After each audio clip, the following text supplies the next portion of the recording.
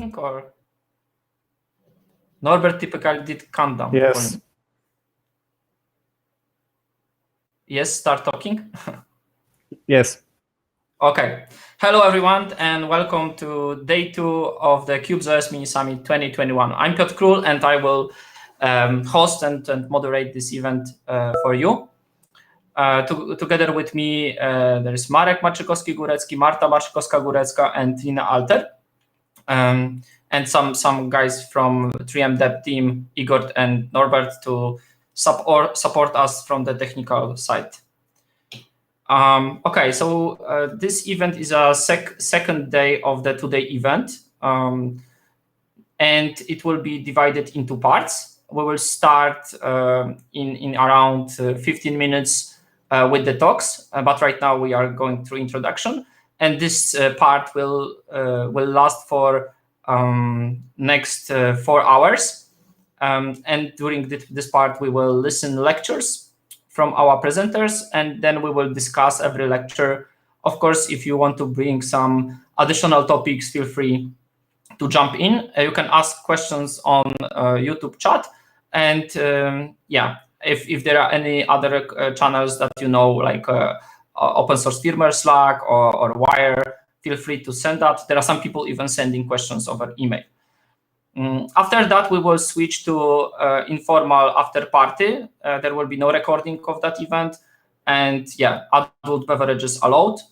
So feel free to join and discuss Qubes OS, firmware security, open source security stuff. Okay, what's the schedule for today? Right now we're going through introduction. After this section, we will get back to some questions from last week. Then 6:15 UTC, we're starting with usability within Arizona and Secure multi-environment system by Nina Alter. Then next talk will be at 7, Qubes OS native app menu, UX design and implementation by Marta Marczykowska-Górecka and Nina Alter. Then we will have a short break just to recover ourselves, and maybe we can also discuss some stuff over that break. And at 8:15, we will start with a brief history of USB camera support in Qubes OS, which would be recording made by me. And at 9, we will discuss how to set up Bitcoin and Monero cold storage in Qubes OS. Watching the stream has the microphone open. Okay, so I think we can go to questions. So we have like more than 10 minutes. Let's see how much we can discuss. Okay, I don't know if you still see the presentation, or this is okay. It looks like either presentation, either camera. Okay, so Marek, can you help me with these questions? Yeah, sure. So the first one is about WireGuard VPN support in SysNet for 4.1, and I'm not really sure what specifically this question about is, because WireGuard does work in Qubes currently in 4.0. We have either depending on the choice, either the new enough kernel package or the external modules included by default. So it should just work by like in any other Linux distribution, and we have kernel with everything needed by default. So that. Yeah, so I'm not sure what specifically. We cannot ask about anything specific because this was asked during last week presentation. But maybe someone will clarify the question on the YouTube.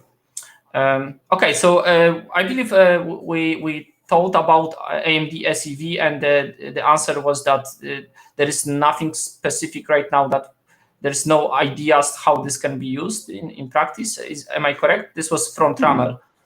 Yes, more or less, yes. So the ideas are there, but not really any plan for actually implementing any of that. And the most interesting would be to have to provide some kind of remote proofs or remote attestation to prove that VM is really protected from everything else. And to do that meaningfully, we need much smaller DOM0. Yeah, so this will take time, I believe. Yes, exactly.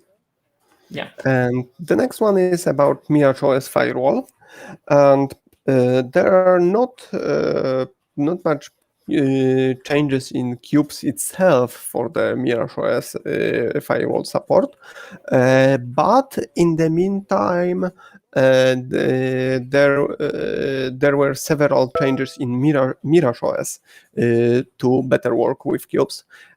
Most importantly, PVH VM support in Mirage OS, which means we have less and less need for old PV VM type support. As for using Mirage OS by default or having it easier to install, there is some progress with that, but there are some Mirage OS firewall issues that we need to have fixed first. For example, there is some memory leak that makes it crash after a few days of uptime, so it's not really ready for being the default. Are the issue known, or this is kind of like still? Yes. Okay. Yes, they are known. They are tracked on their GitHub issues, and yeah. Okay, so what's your take on the Flatpak and snaps and all that app image stuff? I believe like Electrum, for example, which I will present, was in app image, for example.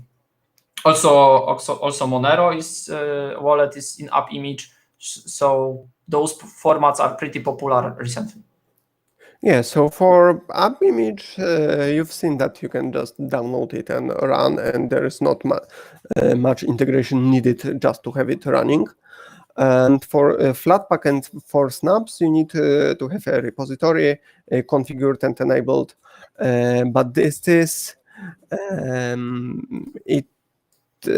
for snap, it's by the you need to. It also depends where you want to install applications. But if you enable for snaps, you need to install one extra package. It is currently not installed by default, which may change someday. But Flatpaks should work out of the box, and if you install it, you will even get icons in the menu to launch the application. So I think currently Flatpaks is the best integrated from all of those options. Mm-hmm. So I assume like you will support whatever distribution support. Yes, exactly. And Qubes' specific part is about integrating it with Qubes features, like having it in DEMI, have it in the menu, or having it automatically updated when you run updates and things like that. Mm-hmm. Okay. So I had to jump to the last one, which I get from email. We have 7 minutes, so I just want to get through that because I don't want to ignore someone who wrote email to just ask the question. Okay, so is it, so I will read that. Hello, I'm trying to chat on your live stream, but it's impossible. So I sent you my question by email. If mafia or cartels or police or rebels wants to access my Qubes OS, is there a way I could open it up and show them my VMs without the sensible ones that I would like to hide? Like having some sensible VM hidden and only unlockable by using special shortcut and a password. It is possible somehow, or should I just hope this feature will be added in the future? And just my short comment about that. I also get questions like, okay, let's say like police coming to my home and I just want to, like, I don't know, type a secret password phrase or whatever, or click something during the login. So like my like sensible data or some secret data I would like to wipe is wiped or hidden and will not be visible, and so on and so on. So what do you think, Marek, about that? So there is one feature that is not there yet, but it's getting closer. Is about per VM encryption, that you have another layer of encryption for specific VMs. And this allows you to protect the data of a VM, but not its metadata. Like it is visible that you have a VM with some specific name, but it's impossible to access its data. So it's only part of this, and I think it's not really helpful in this specific use case, because in this case you would like to hide even the fact that some specific VM you have, but not only its content. So right now I don't have a good answer for that, because we try to have the system as easy as possible to use, but this means also you need to have all the VM configuration and metadata integrated. So my advice would be to use some, I don't know, separate installation or some external USB disk or something like that for some more sensitive stuff. One day it may be more convenient than that, but it's not really soon. So yeah, we're getting these questions, I believe, like from time to time, and get back to us. I just some small off-topic note. I don't know if you are aware that Poland and Czech Republic got the law that when you forget the password for the encrypted disk, that's okay. So you will not be accused that you are guilty. In other jurisdictions, there may be situation that if you're not providing password, you're not cooperating, and that's why if you're not cooperating, you are guilty by default. So yeah, so that's kind of interesting thing. So let's get back to the Qubes OS. We have 3 minutes, so let's feel free, Marek, to pick the one that you like, or from top to bottom, whatever is your algorithm. Okay, so what do we have here? Some extra authorization for policy calls. Currently not. There are some plans for having plugins for policy authorization. Like instead of this default dialog, you call some plugin. So there is a plan like that, but it's not in 4.1, and it's too late to have it in 4.1. So probably some later version. Most used policies. That's interesting. We don't measure anything like that, but in 4.1 you get a notification if something get denied, and also you can enable notification if something gets allowed. So you will get much better visibility in what is happening in the system. How long was 4.1 release cycle? So 4.0 was released about 3 or 4 years ago, and we started developing features for 4.1 even earlier. So it was, I think it's fair to say over 4 years. Okay, so that's quite long. Yes, it's quite long, and yeah, the major feature, which is GUI domain, required a lot of work in other parts, like this QRexec or other areas. And in fact, we'd like to adjust our process to avoid such long release cycles in the future. So this would be earlier than 2025. Yep. Yep. So no, I'd like to have the like less than 2 years release cycle. I'm not sure about having it some fixed release date or something like that, but it should definitely be shorter than 2 years. Okay, so I believe we should. It's 15 after 6. So let's switch to the presentations, and then maybe we can get back to these questions if there will be nothing extensive from the audience.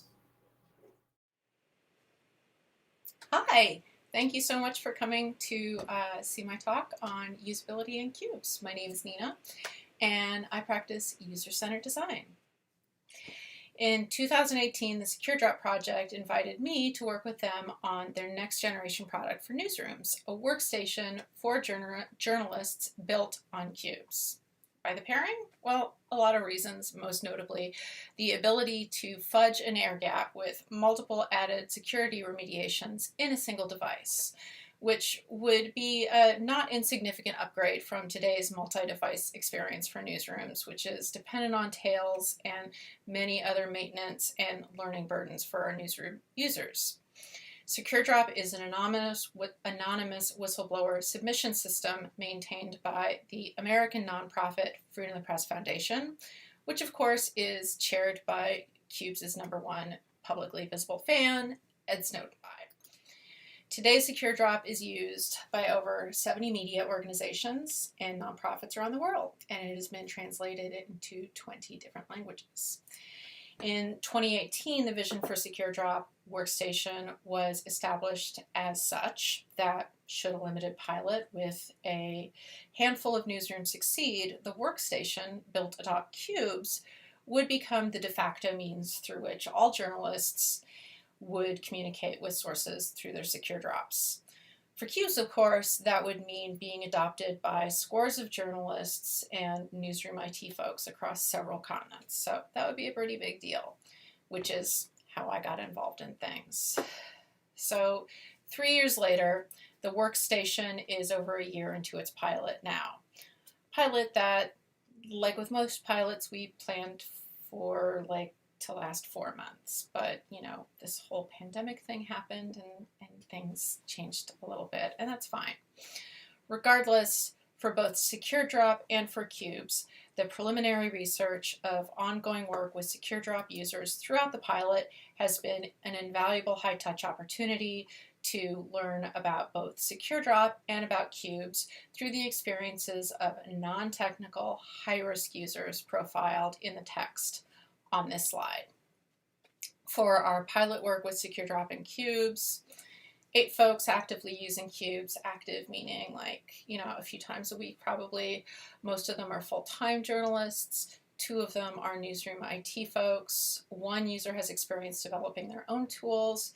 2 users are adept at using the command line, and the rest of our users are eagerly learning it, which of course was a caveat for participating in the pilot. Was, you need to be open to learning some new stuff. All of them are in North America, which is more a function of where, the rest of us at Freedom Press Foundation, rest of those contributors are located. All of them are also Mac users, which is also probably a byproduct of everyone being in North America. And I'm also a Mac user, to be perfectly transparent about that bias of my own. And all of the folks participating in the pilot have received Qubes training from the security trainers. So that's also a pretty different thing from a lot of Qubes users that we reached out to through surveys and phone interviews specifically. Not all of them had the privilege of being trained specifically on Qubes. So all of our pilot participants for the workstation, we've had a very high touch, regular contact sort of experience working with. Now, how about the rest of Qubes users? Well, there's 30,000 of them. So thanks to a generous fund from Mozilla last year, I was able to properly join the Qubes train as a contributor, and Marta was funded to join me in that fund. And all of us were able to dig in together to be in structured learning and design iteration to act on those learnings, which has been great. We are also mindful that 30,000 folks kind of use and depend upon Qubes every day, not just for computing, but for also delivering a safe and predictable experience that they can depend upon. So for the workstation, Secure Drop Workstation project, my one-to-one connection with users allowed me to embrace a lot of qualitative methods for research, things that most folks tend to think of when they think of what user research might look like to them. Phone interviews, regular texting, screen sharing, their use of a new build, screen sharing, their use of a visual prototype that I might have put together. Observational activities where the user's actual behavior can be tracked, not just what folks say or communicate as their attitude towards a thing. With the large volume of Qubes users not using the workstation, methods that were quantitative in nature and collected attitudinal feedback felt as a much more vital first step, considering nothing had been done yet and we needed to, start wide and start big. So surveys, that's how you go big in research. In October, we finally launched our first ever proper survey of Qubes users, which was pretty exciting. Unlike regular consumer products, Qubes users are not an easy group to reach with most quantitative research tooling. That said, you are all an amazing group of folks to work with, and totally everyone understands why y'all are a little hard to reach out to, which is fine. So why not just use existing communities such as GitHub and the user forums? Well, to reliably capture the attitudinal feedback of individual users, one-way communication methods are vital to accurately capturing those attitudinal insights. Because in that one-way bubble, what folks say is less likely to be influenced by how others in a community feel, and also without the self-awareness of how others might judge or respond to things that they share. Anonymity to the full Qubes team is also important at this level in collecting the attitudinal feedback. A self-hosted instance of Lime Survey, which is a free and open source survey tool, was what we decided to go with because of the anonymity and data protections offered to us through that. The work involved in distilling findings from what we learn in those surveys is still quite a bit of work. It's not, like this venture capital funded, any of the tools in Silicon Valley or whatnot that do all sorts of, AI, whatnot, that's quite invasive. There is still quite a lot of manual work involved, but Marta wrote and published a terrific report based on the first 2,200 respondents to our first survey, which has since received several thousand more responses. In the next few weeks, I look forward to posting my own report about what we learned from specifically the app menu survey. The app menu project, of course, being a topic that Marta and I will be presenting a shared discussion on in the next talk after this one, which I hope y'all stick around for as well.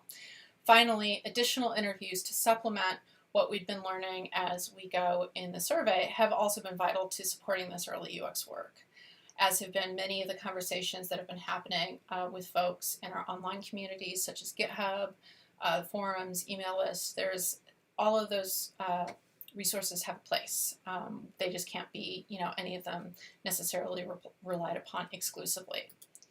So what have we learned so far, both between the one-on-one qualitative work with Secure Drop Workstation users and with Qubes user surveys? Well, in our earliest research for the Secure Drop Workstation, conducted with 12 interviewees from around the world, folks of varying ages and varying technical abilities, all of whom were different folks than those who we later engaged for the pilot who themselves were already Secure Drop users, we developed a pretty good elevator, or what we thought was a pretty good elevator pitch for Qubes in those sessions to describe its value in a few minutes or less. We came to do that using these screenshots as an example, introducing it pretty much only with the dialogue of, hey, see the colored windows. Each colored window is its own virtual computer, all run by the Qubes operating system, and each has its own connectivity preferences and total isolation, better than an air gap. Now, mind you, a lot of these folks were highly non-technical journalists who had very little understanding of the technical definitions of what makes an environment secure, what exactly an air gap is, but most of them generally understood the nature of the concepts themselves. And much to our surprise, users got it. This may have been because of the credibility for security insight that Freedom of the Press Foundation carries with it, as you know, they're the folks that run Secure Drop, who did all the outreach for this research. So participants were coming into the research knowing, oh, hey, we're working with Freedom of the Press Foundation. But regardless, they got it, and that was really exciting. People were really excited by it too, and if I'm being honest, I was really excited when I learned about Qubes. And by the way, hats off to our user community for putting together a really, really, really funny group in the Qubes forums. If you haven't checked out the Qubes memes, I highly recommend it. But this little one right here with Elmo, I think really nicely summarized how I initially responded to Qubes, and frankly how a lot of users responded to Qubes when we gave them the elevator pitch of like, hey, this thing exists and we're going to be building a thing on it. Would that interest you? And it really interested a lot of very non-technical journalist users because, you know, their work does, you know, create a lot of risk for them, and they are quite vulnerable to a lot of the stuff that Qubes mitigates against. So what have we learned so far more tangibly between both the one-on-one qualitative work with the Secure Drop workstation users and with the Qubes user surveys? Well, for starters, in our first survey, a clear majority of the respondents identified as nerds. Not in that language, but you know, with the identified skill sets that I have listed over, I think it's my left as I'm sitting here, but probably my right as you're looking at it on the screen. Most folks identified as either being skilled at writing code or the people that their friends go to for help. These are some sort of generalized parameters I developed quite a while ago to measure technical savviness with. Technical savviness at the level that most Qubes users are technically adept is not a standard thing that a lot of user researchers ask about. So this was a little hard to develop some measures on, but this was kind of where we started. Between this survey and the app menu specific survey, users also made it very clear that they strongly desired better GUI tools and a preference for using UI tools over a complete dependence on the command line. This is one graph, again, from our first survey, but a similar question was used in the app menu survey. And in both surveys, a host of free text responses were also included, citing everything from aesthetics and, you know, I want a prettier UI, I want a UI with animations, you know, stuff that's pretty out of the question, but it was, you know, I think the broadest sentiment was, you know, we'd really like to be able to access things in the GUI that are currently command line only accessible or are just really difficult to find in the GUI. People want simpler usability and access to functionality that they don't have, who are among the core Qubes user group.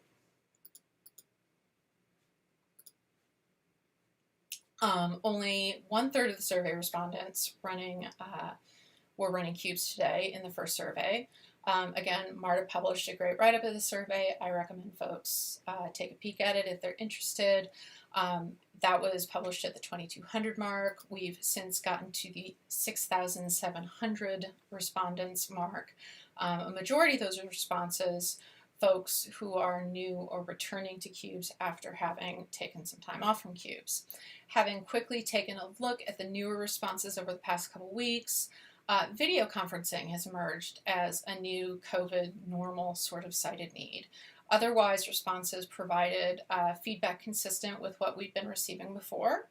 Sticking with the default desktop environment is what most folks are doing, with a majority who switch choosing a tiling desktop environment such as i3.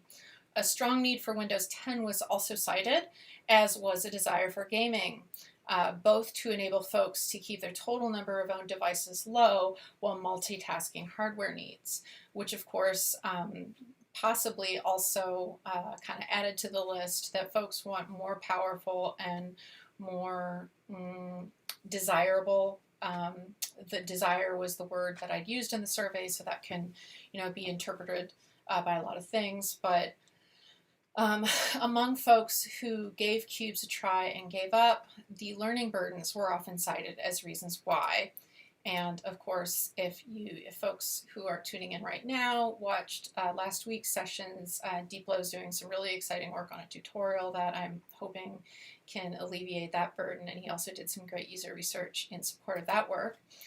Hardware compatibility and availability, also really big problems, as well as many folks coming to our open source product desiring a consumer product experience and flustered that Qubes isn't able to offer that. Well, you know, we're all really proud and we try. Coming back to more of the qualitative work I've been doing with our Secure Drop Workstation folks on Qubes, some of those themes reflect what we've learned in the survey. High learning curve for core concepts, not just of security, but also with Linux. Remember, all of our North American journalists are Mac users. And while trained on security concepts by the Press Foundation or other independent trainers, the Linux and information security learning curves were quite significant. As far as the UI itself is concerned, most of what I'd qualify as paper cuts really sort of emerged to be the problems. Now, paper cuts. In our earliest sessions observing users with the Secure Drop Workstation, interacting with a prototype I'd put together via screen sharing, the concept of attaching a device really stood out to the team as one likely to be problematic when using a workstation built on Qubes. Sure, those of us over 40, of course, remember having to mount devices, mount drives a million years ago, but those workflows were still pretty different. Time was invested then putting together a small tutorial, of which is a screen right here, that much to our surprise, users did not need to copiously study or did not feel the need to copiously study. The first version was a multi-screen, step-by-step guide that we eventually updated to be this single screen version that you're seeing here. Small interactions such as the flyout panes arrows pointing one way and the flyout spawning the other direction, as well as users needing to find the little plus symbols to click on the little plus symbol instead of being able to click on the entire sort of line item object. Fussy, small, not exactly micro interactions, but small interactions stood out as the greater problems that were more paper cutty. Block device names in today's widget, those had really stood out to myself and others on the team as like, oh, this could be problematic. But folks were surprisingly able to figure those out and just kind of pushed through it, which was really great to see. Now, the strangeness of the app menu stood out to many, however. The redundant prefixes on cube names, disposable, domain, template, a little confusing, as well as the sea of rainbow padlocks. Why are the templates visible if they're a thing that, the app cubes are built off of? Today's app menu caused a lot of confusion as well. And also, why is there a second queue in the tray menu up there when I open this from a menu with a queue kind of over there? The strangeness of the of there being a secondary queue menu being necessary to see the RAM usage among active cubes, also stood out. Which cubes are running and how to shut them all down also seemed odd to be in the secondary cube menu. Of course, this was something that folks picked up on once they started using cubes.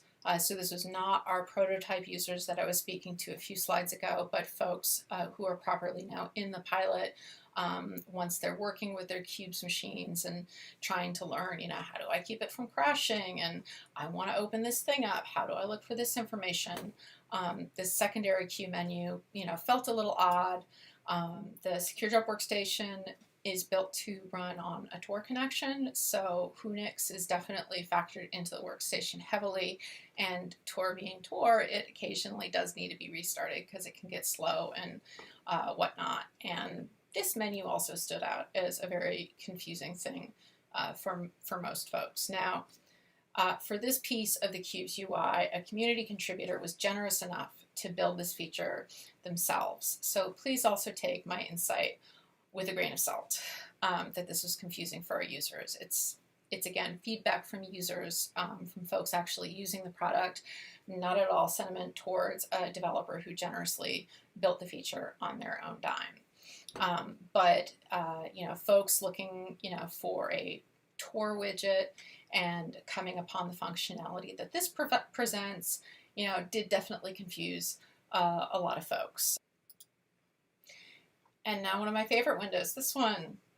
A user picks copy file to another VM in the file manager and gets an operation execution window with a giant question mark and a command line operation named. And what does this mean? In accumulation, all of these little things add up, and that's why we call them paper cuts. There's no malice, there's no ill intent. Developers care about users passionately, and every single person on the core Qubes team and that I've met in the Qubes community totally cares about users passionately. It is a finding of this work, however, that all these little paper cuts, they do add up. Which brings us to how all of this is now synthesized into design principles. Coming back to what user-centered design is and how it works, all of the iteration on ideas and research combined contributed to building these design principles as central tenets that the whole community can work with. Hypervisor first.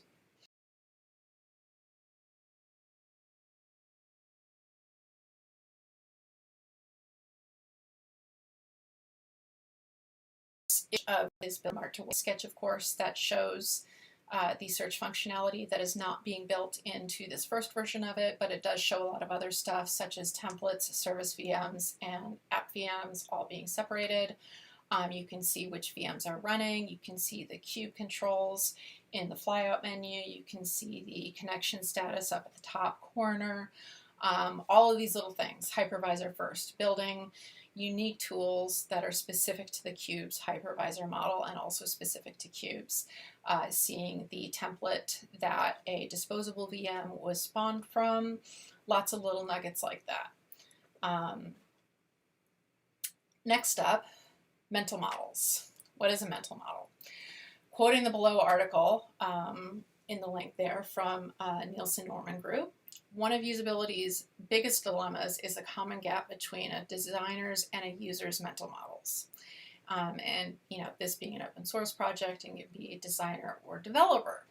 Because designers know too much, they form wonderful mental models of our own creations, leading designers to believe that each feature is either inherently easy to understand or can be easily learned should the user take the time to invest in learning the right concepts. Of course, the latter is a common sentiment observed by myself and my UX peers who work in InfoSec, but I've been there, we've all been there. Mental models are hard for users, and this is one of the things that requires the most amount of user research, is to figure out what are the cues and what are the things that are really going to help users build their mental model of how a system works. This diagram, I think, is really great, of course, to kind of really dumb down and explain what is a mental model. It's people having an idea in their head of behavior and the result and the reinforcement in that behavior, and it all goes around in a cycle to kind of, over and over again reinforce how something works. My first contribution to the project, kind of on the front of mental models put to work, is the Qube icon family, which I'm really proud of, and is now built into 4.1. I initially created these icons feeling a need to do something about all those padlocks that struck me as so out of place. So when something that could more readily speak to what this ecosystem of cubes is all about and work better in service to the user's comprehension of, this whole ecosystem, instead of constantly trying to like get past, why all the colored padlocks? They're cubes. The service cube is a utility thing, a pass-through of sorts. The app cube being the whole cube, the disappearing cube, the template cube. Damo is the king cube or the queen cube, so it gets the crown. And of course, standalone cubes, which are not currently implemented in 4.1, but we look forward to be implementing in a near-term update. Number 3, reduction of cognitive burden. I have come to love the notification bubbles on cubes, and to be perfectly honest, I wish my Mac would give me more of these. I would love to know what's going on, even though Apple would probably not want me to know what's going on. But regardless, this is a lot of text to show a user in an ephemeral notification bubble. Put to work, what really needs to be communicated to a user over and over again as to not burden their cognitive fatigue, help the user develop an awareness of their system without overwhelming their working memory such that they miss important things. So yes, the learning stuff of, how to cut and paste in cubes is really important, but what are things that the user really should be seeing over and over and over again? Keep it minimal. Semiotics or symbols. Clear semiotics, clear hierarchies. Why is there a globe with a clock on it for Unix, as an example? I mean, I know why, you know why, we all know clock skew and time sync, but most users, especially average non-technical users, do not know what time sync is. So got to cut them a little bit of a break as well. Why is there a second Q icon instead of, a more intuitive domain-specific icon? What is the exploding orange blob? If I'm coming to cubes from GNOME, I'll know that's their updater icon. But if I'm not coming into cubes from GNOME, that's just the orange splody icon. Not enough space between icons also makes it harder to understand where one begins and where another ends. So that's part of why hierarchy is important. Also, this is work I did supporting an accessibility award that Qubes received, and in it I eliminated many icons and instead utilized semiotics in typography to represent what is running, what is not running, a cube that is frozen, while also repurposing the recycle icon to emit the semiotic that most users often associate with that symbol, which is simply there's an update that needs to happen, not that the cube needs to be restarted because an update already happened to the template. There's an alert icon that is the more common semiotic for the latter that went into that work. My favorite window again, the one that really confused me, and plain language. That is probably the most global thing that could be assigned is, what I feel needs, being fixed with this window as well. Consistent terms of art and really being picky about what terms of art are selected and put in front of users. What could be communicated in plainer language? Identify that, communicate as much as possible with really clear icons, symbols, GPG key, moving something, copying something, and be really mindful to speak to cube-specific and security-specific concepts consistently and specifically. Intercube activities are an important bucket of activities that are not currently spoken to consistently in the UI, and doing that more often would definitely be a great usability boost for cubes. Contextual information, we need it. This example is for an old sketch of the app menu that goes with the hypervisor first concept. RAM is important to users in the context of opening more VMs or more apps in that VM that are running most of the time. Locating the cube's available disk use, what template a cube is running off of, and its connection status are also desirable things for users to see in the context of opening a new app in a running VM or a new VM altogether. Contextual information again, this also an early sketch for the app menu, but this is a different take on contextual information where the user can access all of this from the app menu, but it's not shown in the context of a specific VM. 7, influence quick, intentional, and informed decisions. Hey, there's 3 security updates for me to install. No need to click on the menu or to open the installer to see that information. Some more early ideas for me that are not at all iterated on with feedback from others, but again, just sharing these only to build upon the concept of design principles and how design principles at work are expressed. Look, it's that tour menu I was thinking would be really great to see when I first started using Qubes, and then based more on difficulty that I was experiencing or that I was observing the users I was working with experience. Clipboard. What is in my global clipboard right now, and which VM did it come from? Again, another idea based off of observing users struggling. Copy the DOM-O clipboard stands out as well in this mock-up in blue as a clear and easy action. And if I need guidance on how to use Qubes' clipboard or the individual VM clipboards, there's a little progressive disclosure help feature built in, and a whole other feature called Safe Paste, which I thought of a couple of years ago and may actually exist as one of the policy options today. I'm still learning about policies.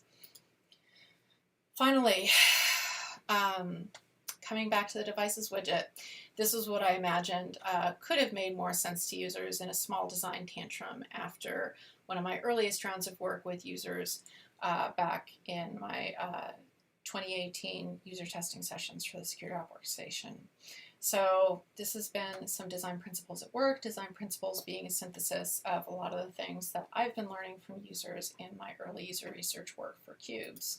Thank you for taking the time to join me. If you'd like to see some clickable resources from the talk, there's a link up there, and I'll see you in the Q&A.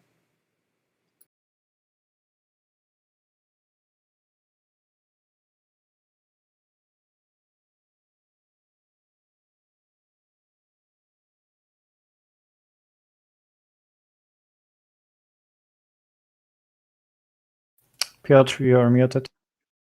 Okay, so I'm sorry.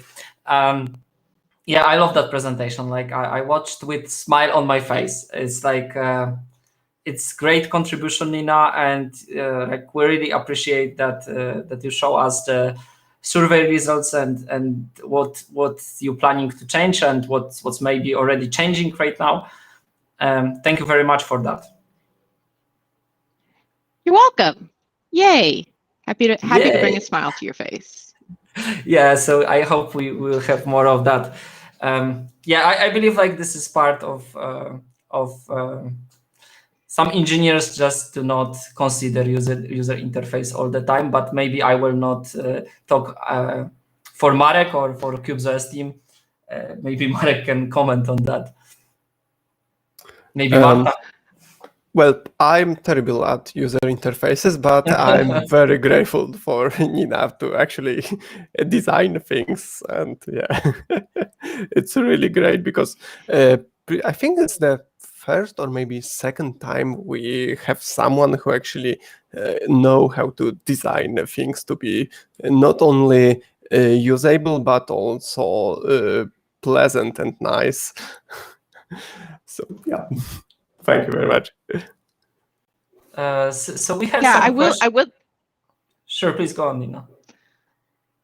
Oh, I just wanted to interject that the entire Qubes team, Marek, Marta, everyone loves good UX. Everybody really wants it. It's not at all that developers, in my own experience, it's not at all that developers don't want or don't think of UX so much as there's so much complexity in technical implementation that it just sort of becomes an afterthought oftentimes. And with Qubes being so hard, how hard Qubes is to work with, how hard it is to modify XFCE and other toolkit widget things often takes precedent over thinking about the UX. And also, I think an important thing is that if you are working with something day after day, every day, things feel extremely intuitive when they're maybe not very intuitive for anybody else. Yeah, I agree, and that's why we need external feedback from users. Those surveys were very, very important, and I believe that's a tremendous success because when you're looking at almost 7,000 answers, were like 7,000 users answered to the survey.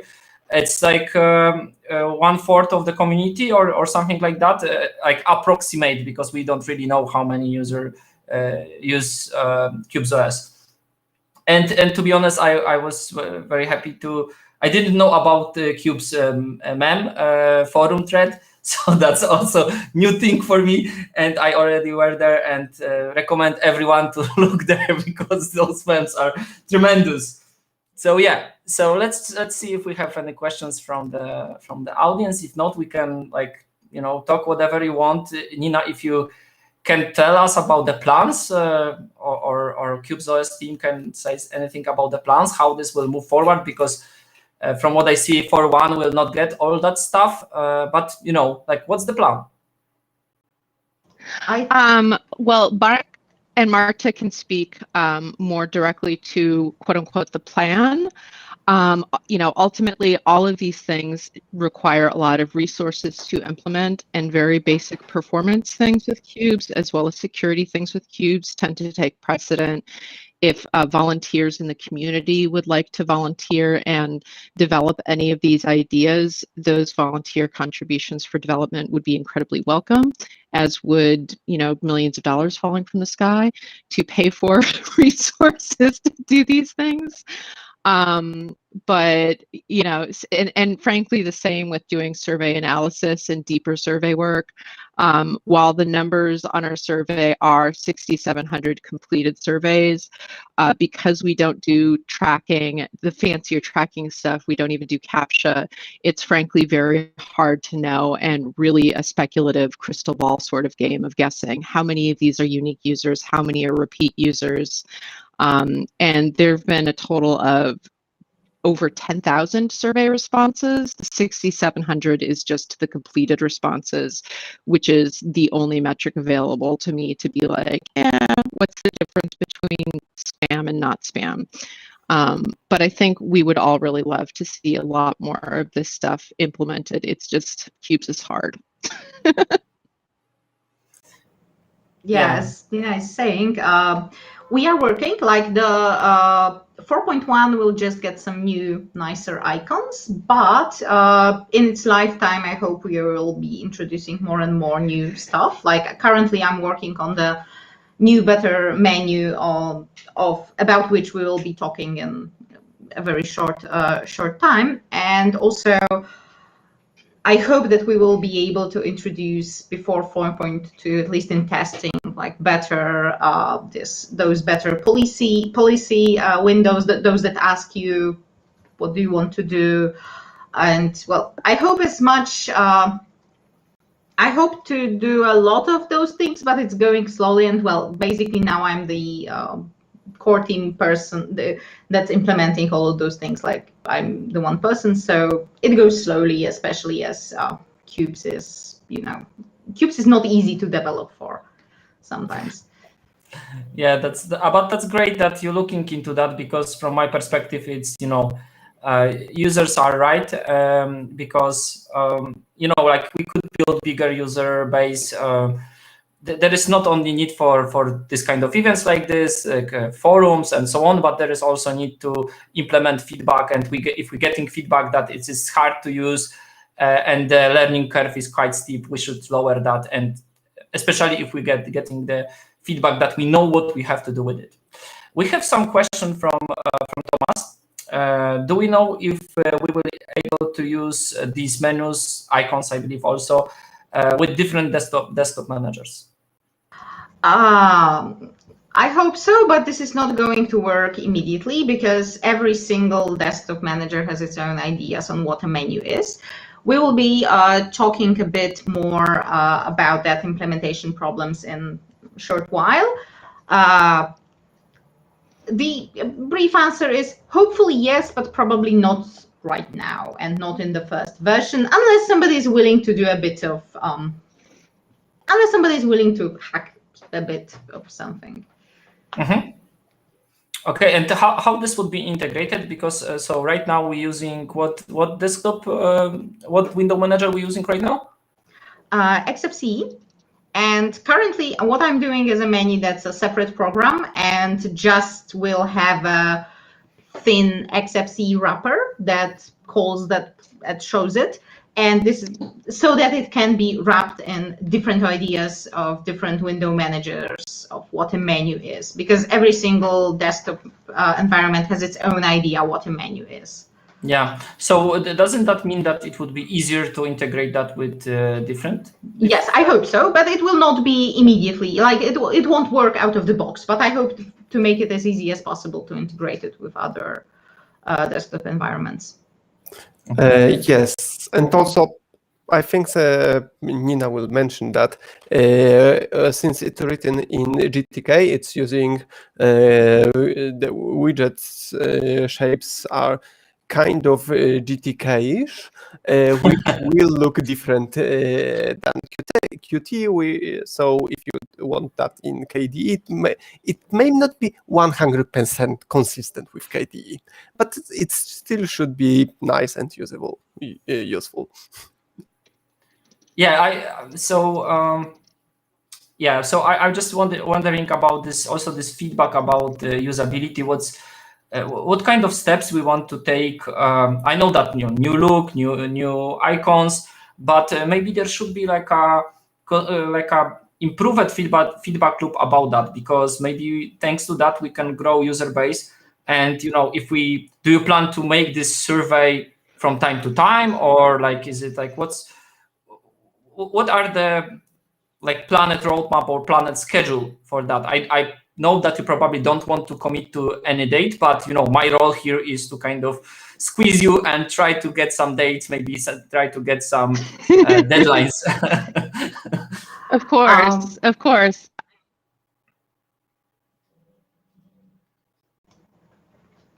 Yeah, nobody will say anything. Nina, you were saying something? I didn't. Oh, okay. Oh, I was just going to say that the survey, the primary survey is still live, and it is on the downloads page on the Qubes website. There are some updates that I'd like to make to it and republish it based on what we've been learning so far. User research always needs to be to iterative. You update what you're asking about. The more you learn about folks, the more you learn from folks. We also need more funding to continue all of the research and design work. So that would help tremendously. The more funding we get, the more we can scope in. And I hate being the American that makes everything about money, but we would love to all volunteer our time away on this project. I would, and I think most of us do actually volunteer considerable hours towards it, but making things reality and being able to commit to roadmaps tends to mean we have to, get things funded a bit better. And ITL has been wonderful at paying for a modest amount of my work more recently, but we would love to be able to score another generous award like what we got from Mozilla to fund continued user research and design work. Marta? I wanted to add to that about the more iterative and better feedback from users, which is hard. I would like to have a tool inside the system that just says, okay, report to us what went wrong or something like that. But I also know 100% that creating any such tool would make people extremely anxious and extremely uncomfortable, because they are not using Qubes because they want their system to call home in any way. So we are thinking on implementing something that would make it easier, for example, for people who want to take part into research to take part into it, but it will never be integrated in the system. Maybe an optional package that you have to explicitly download yourself, but it can never be too integrated in the system because nobody would trust it. And well, I understand that because I also wouldn't trust it. That's why people get so annoyed with Windows and Macs. I think Macs, I don't know, telemetrics and things like that. We don't trust it. Yeah, we have 2 I will though say that. Yeah, please, Nina. The most exciting thing for me with the surveys is our ability to collect volunteers willing to work with us in an ongoing fashion for user research. And that is a way to get much more dependable qualitative feedback with a number of people. Unfortunately, again, though, that tends to cost a lot more money than the integrated solutions like Marta was talking about. But I'm really hoping that in the next year, we'll be able to spend some time, whether with diary studies where people record in an offline diary, hey, I had these experiences, or being able to go to another vaccinated person's home where we all wear masks and sit in a bubble and use somebody using Qubes. That is when we have the best opportunity to learn, is in synchronous research activities more so than the asynchronous ones. Okay, so we have last 1 minute. The question is, speaking of money, does the Qubes team have a fundraising person, like full-time fundraising personnel? So it's a tricky question. We do have Michael, who is doing tremendous work in looking for fundraising opportunities and writing requests for grants and stuff like this. And he's actually the reason why we have this NLNet grant and Mozilla grant, and why we are looking into these areas. So kind of is it. He's not not a full-time Qubes team member, but they do a great work here. Thanks to Michael for all that stuff, and I believe we are at 7 p.m. and we should switch to the next session. All right, hello everybody. Welcome to the Qubes OS native app menu talk. We are going to talk a bit about how we are going to have a wonderful new app menu coming to 4.1-ish. And we are Nina Alter, can you introduce yourself? Hi, I'm Nina. I came into the Qubes project by working with the Secure Drop team on their workstation project, and I will speak to that a little bit in the presentation, but I've been working with Marta on this for the past year, and we're both really excited to bring this work to you. And Marta? I am Marta Marczykowska-Górecka, and I've been working on Qubes for a while now, doing mostly Python, GUI, user interface stuff. And yes, working with Nina on this is a great adventure, because finally it's work based on some actual user research and not just, let's do it in some way. So first things first, what is the app menu we're talking about? This is the first thing that people usually interact with the system. The thing that shows when you click on the big Q button in the upper left, or, well, lower left if you put it somewhere else. It can be in many places.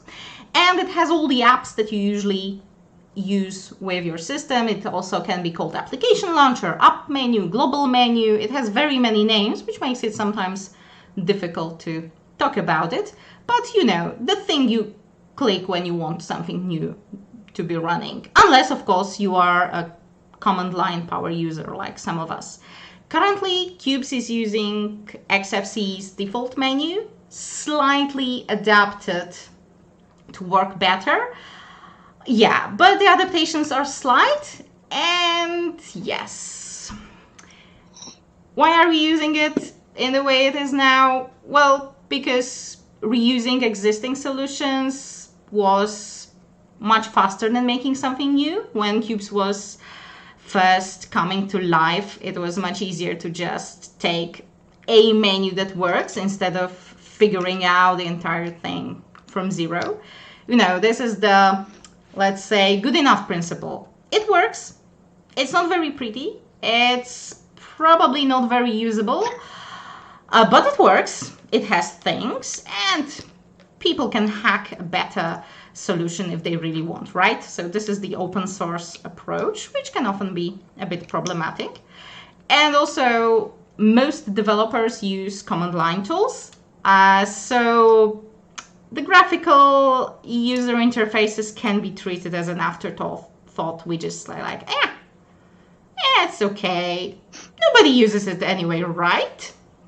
And that's not true, as you will see later, but that's how people approached it. And of course, at the start, we didn't really have anybody experienced with UI, UX design, as open source projects often are, because open source projects are mostly built like, programmer first, developers start working on something that feels like a good idea, and not precisely a thing that looks like sellable, marketable, beautiful. Yes, which is often not very good. Our current menu problems are, as you can see on the slide, it can be a little bit overwhelming, especially if somebody has a lot of programs in one VM, or a lot of VMs, like some people have dozens of those, and it can be extremely difficult even to see what you want to see in the menu when the list is so long and with everything in the same color. Oh, wait, sorry. Oh, okay. The default menu that we are using was also not designed for Qubes users. It was designed for single environment system with just one domain. One app is only once. So it's not exactly well suited to the kind of beautiful chaos that can a big Qubes system be. And also, another problem is that the information that we want to see when running a new app, when running something, that, for example, is the VM I have the app in already running? Is it turned on? Do I have to wait?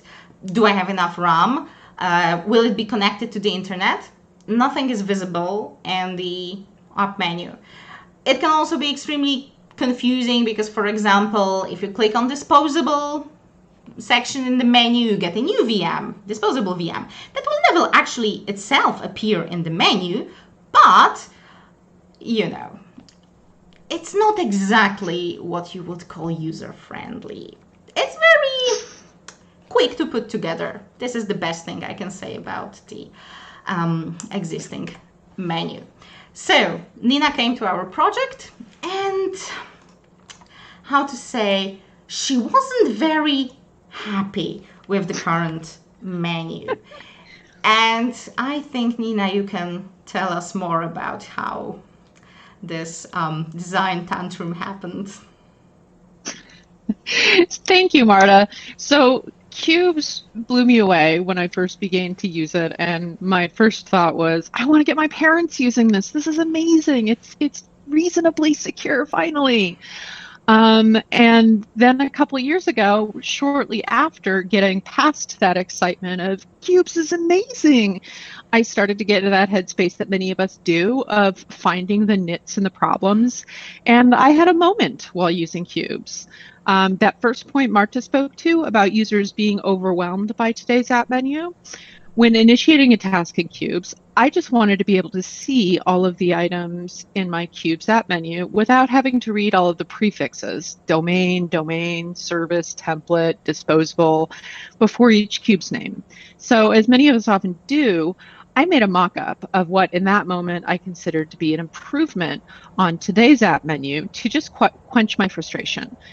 The colored padlocks as icons for each cube also kind of drove me nuts, as that felt like a confusing semiotic for a part of the UI that wasn't somehow locked or otherwise restricted. And after sharing this mock-up with my colleagues on the Secure Drop team, they encouraged me to propose this improvement to the Qubes team, which, having never worked on open source projects before, was kind of a light bulb moment for me. Like, I see an improvement opportunity with the product, and I don't have to, it's not intrusive or weird for me to share that with the team. Neat. So fast forward to 2020, when I began working with the team properly and our first major survey of users happened, as well as funding to make my own work and Marta's development work on this project a reality. Some early nuggets from our first survey proved to be an important springboard from which we were able to launch into the App Menu project. One being that only 6% of the first survey's 5,000 respondents reported that navigating their machine by the command line alone was desirable, which is kind of surprising to us because we were expecting most users to be developers. The command line is great. Well, they would like our usable GUI as well, evidently. In the free text comments at the end of that survey, many current and former users of Qubes also spoke to challenges maintaining memory and performance loads when using Qubes. Finally, the core team received an excellent reality check, learning that folks run far more VMs simultaneously than forum, email, or GitHub communications alone had led them to believe. Marta wrote a fantastic write-up of findings from that survey. There's a link at the bottom of the screen, and I encourage folks to click on it and read that findings report for themselves. So moving forward from that early user research and into design discovery, what is the goal of design discovery for a user experience practitioner? It is to see what's already been done and to generate new ideas. Good ideas, bad ideas, extremely bad ideas. In my little design tantrum, I definitely devised a very plausible solution that a lot of people were really happy with. But it's important once a project is formalized and officially moving forward to kind of take a step back to see what already exists in the marketplace, what are users already accustomed to, and what already exists in the world that is terrible, and how can I make it worse? Because Marta will be building what I design, and that build is not going to be a trivial process. It is important to not just design an app menu that sucks less than what already exists, but to design something that best suits user needs, that can sustain, and that can grow. Interactive details can be refined with user testing once an alpha is launched. However, the broader experience needs to get explored with feedback solicited early on. To get the project in the right direction, then I composed a design brief. While I was doing some of my early discovery work, looking at other Linux distributions, looking at how Windows has evolved, yes, I even looked at Windows, I put together a design brief to communicate better with the full team and all interested collaborators. Basically a brain dump of everything I was thinking before investing any time into sketches or specific solution opportunities. When everything is a priority, nothing is a priority. So what should be the priorities with this? What users do we wish to target? For those interested, a link to this document is also, or I should probably be pointing that direction, is also up above in the screen too. Additionally important in the design brief were design principles that we all agreed we wanted to make our target our new solution towards. Design principles are an important objective framework against which folks can deliver feedback throughout the design cycle and development iterations. If something isn't working, yet it's not captured in what this block of criteria define, then the design principles themselves need to get updated, and the updated criteria are applied against further iterations. It's design being inherently subjective work. Anytime we can bring objective criteria to that subjective work is good to do to improve and enhance collaboration. So now that we had, coming back to the user research side of things, now that we had a sizable pool of folks to reach back out to for user research, it was time to dig into stuff around navigating Qubes' UI in that research work and the central artifact, Qubes' app menu, that we were working on in a specific survey to those topics. There was a lot we did know from user forums, email lists, and discussion in GitHub issues, but what about the folks just quietly using Qubes day to day and not actively participating in our open communities? We also sought direct interviews with security trainers, and I reached out to end users I've been working with through the Secure Drop Workstation pilot project. At this point, measuring user sentiment to specific prototype features, their overall interaction models, and generalized user needs around navigating Qubes OS was the most valuable cache of feedback we could gather. Once an alpha build reflecting the outputs of that broad attitudinal research have been built into a proper app menu that users can install on their own machines to navigate their own machines with, then the deeper qualitative work can be endeavored one-on-one with users to refine that. So ask users stuff, prototype stuff, attitudinal feedback are first and foremost biggest priorities with this early work. So now I'm going to hand it back to Marta, and she's going to walk us through the prototypes that I built to present to users of attitudinal research specific to the app menu. Marta? Thank you. Yes. We had 2 prototypes that were beautifully built by Nina, and because of the some limitations that we might all have experienced in showing people in person things, and like meeting with people and showing them on a screen what's going to happen. Nina put together 2 movies with how those prototypes are looking, and I will play you now the first Jackie prototype. Yep, and it's playing. And as you can see, this is a menu that kind of mimics the way XFCE's current menu is looking. This is a long scrolling menu with flying out submenus. But it also has search and favorites functionality, which is something that XFCE's menu doesn't have, because probably those are not as important if you have a limited number of apps. There are also tabs. This is a tab with all cubes. There's a tab with all apps, which looks a bit, which is also a bit more.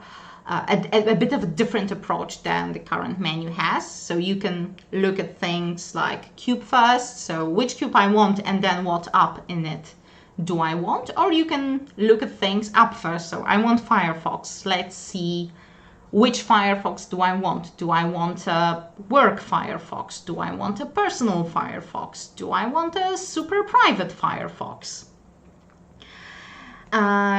Also, this menu shows us memory and disk space used by each cube, which can be quite convenient because you can now you can see now the memory and disk space, which is very nice if you are thinking, okay, can I actually run one more Firefox, or will everything just tell me, I'm sorry, no more RAM? Which is a problem that probably all of us that ever used cubes have encountered more than once.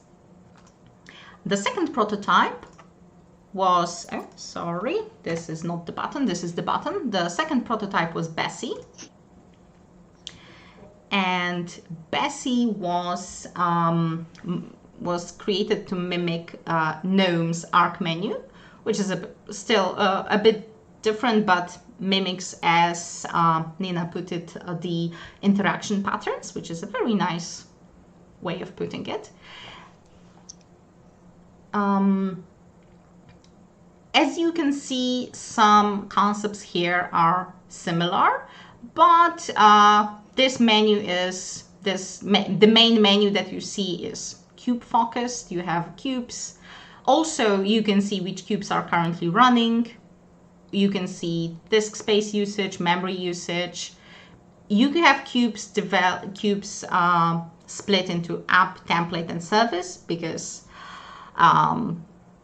seeing them all in one big list can be a bit overwhelming, as we have seen. And you also have favorites and system settings, and this very nice always using option, which shows you just like the apps that you often use that you can run in different cubes. And yes, Bessie menu, as you can see, the Bessie and Jackie can be kind of have many similar points. but they have a bit different patterns of interacting with them. They can be convenient to a different person. You can see that, for example, Bessie doesn't have the what do you say, the search that was in front of Jackie. And the interesting thing is that while statistically most of the people that answered the survey preferred Bessie, a lot of text comments were full of worries and uncertainty and questions like, okay, yes, I like Bessie more, but I really like this and this part of Jackie. I really like this and this in Jackie. I really would hate if we used Bessie that had this and this and this. So all of those like pure statistical numbers had to be taken with a bit of a grain of salt and analyzed more subtly than just like, let's take this, this is going to be great because people voted for it. And now Nina can tell us what we learned from this survey and user answers. Nina. Thank you, Marta. Yes, as Marta just pointed out, surveys are a wonderful tool, however, are very frequently misused by the business community, which, you know, lots of us like to wag our fingers at. Don't use that wrong. Surveys are great for attitudinal feedback and for quantitative feedback, right?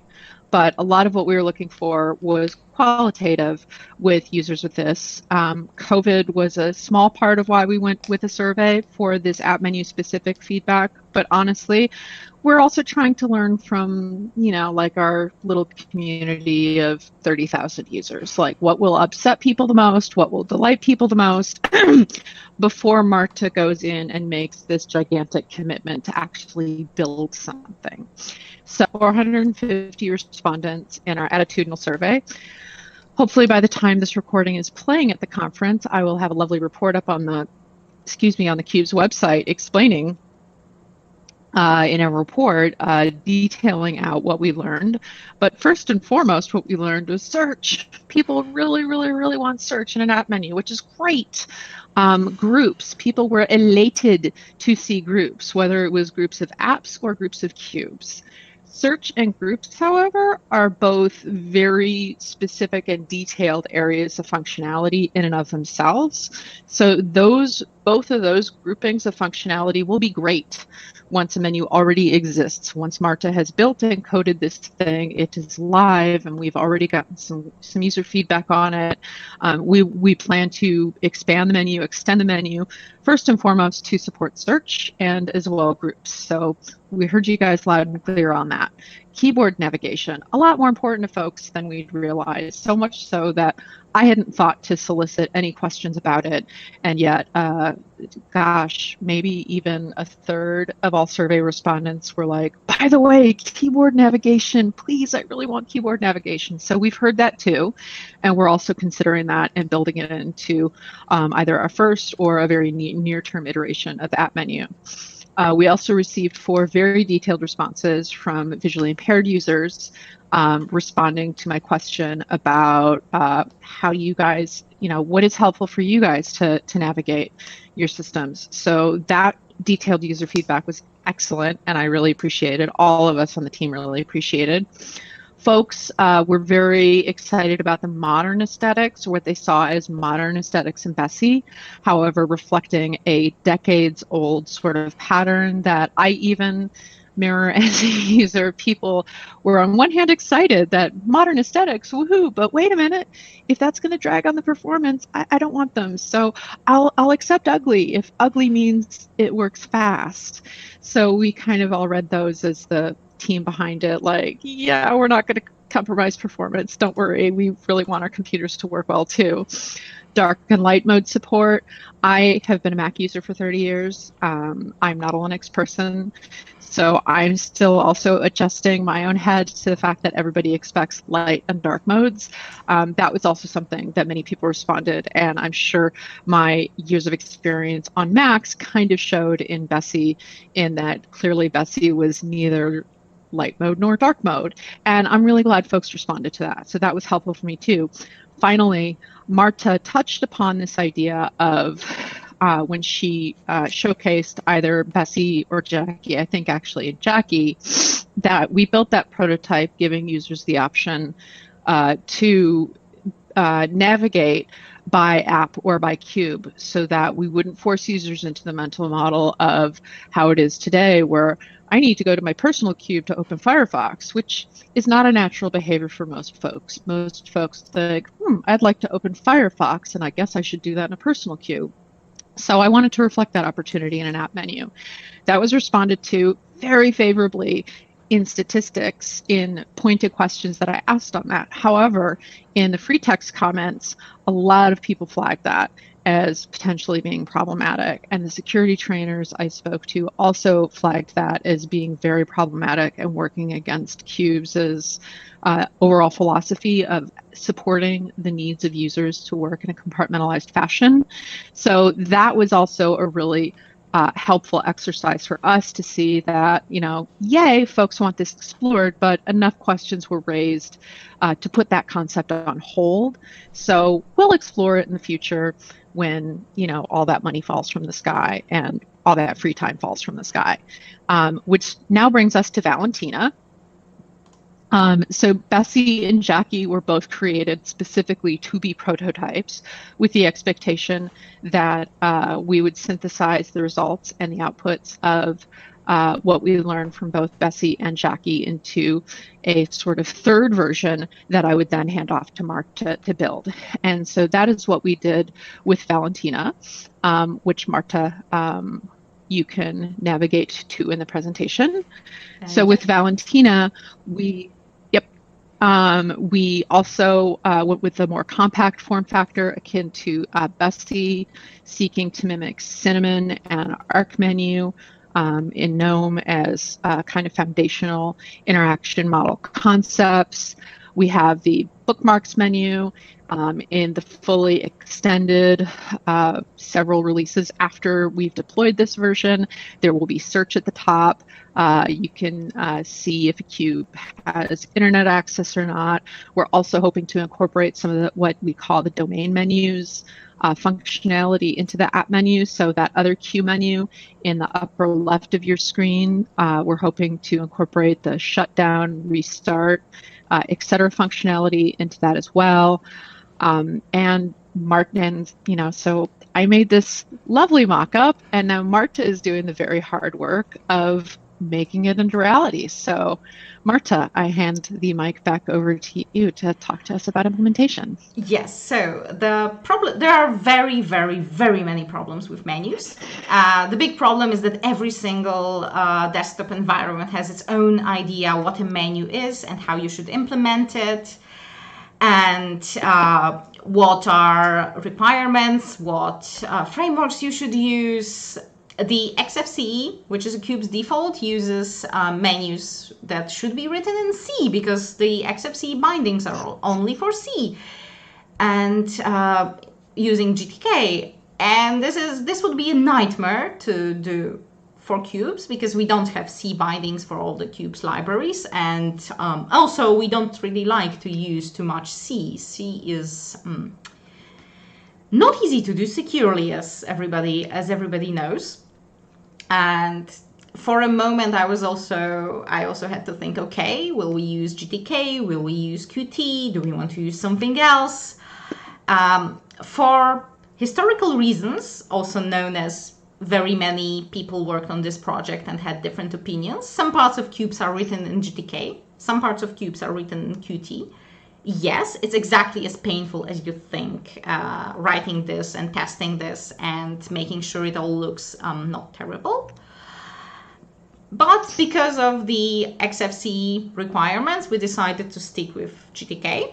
It's also a bit easier to style GTK to, for example, support light and dark modes without going completely nuts, which would happen probably if I had to do it in Qt. Big parts of Cube Manager are written in Qt, so I have some experience with wrangling it now. And we also decided that, like many Qubes apps, it will be written in Python, and then using a bit of magic and embedding a widget into a screen and using GTK's plug interface, we will actually embed it into XFCE, which is a bit of a pain, but it's definitely much easier than writing it from scratch using C, which would require much more work. And of course, there's a big problem of testing this, because the new app menu is only going to be supported on Qubes 4.1 and newer, because it uses a lot of fancy new interesting API stuff that 4.1 provides, about which I think there was already a talk by Marek Marczykowski, so you may have already heard about it. And so I had problems with testing it, because, as probably most of you know, 4.1 is arriving soon. The beta version has already arrived, but still it's a beta, so it can be a bit interesting to work with. Still, testing is even harder than the normal Qubes testing stuff. Currently, I'm working on making something that works mostly like a menu. As you can see, we have a beautiful, the first version that you can see has a beautiful button called button and only one color. But currently we are slowly getting to something that looks more and more like a menu. There are only some interesting problems with CSS, with making sure this works, and I have not yet started on the making absolutely sure XFCE treats it as a native menu part, but I think it's going to be okay. Well, at least it's going to be interesting. Thanks everyone for listening to us, and that would be all from us, and we'll be available in the Q&A session in a couple of seconds. Bye.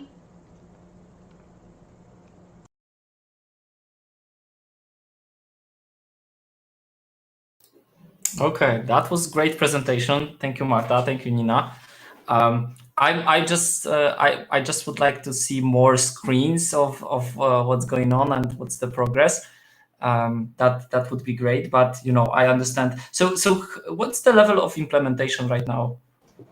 Well, currently I have a menu that works. It's not yet a menu as a menu. That is, it's not yet wrapped into all the XFCE things.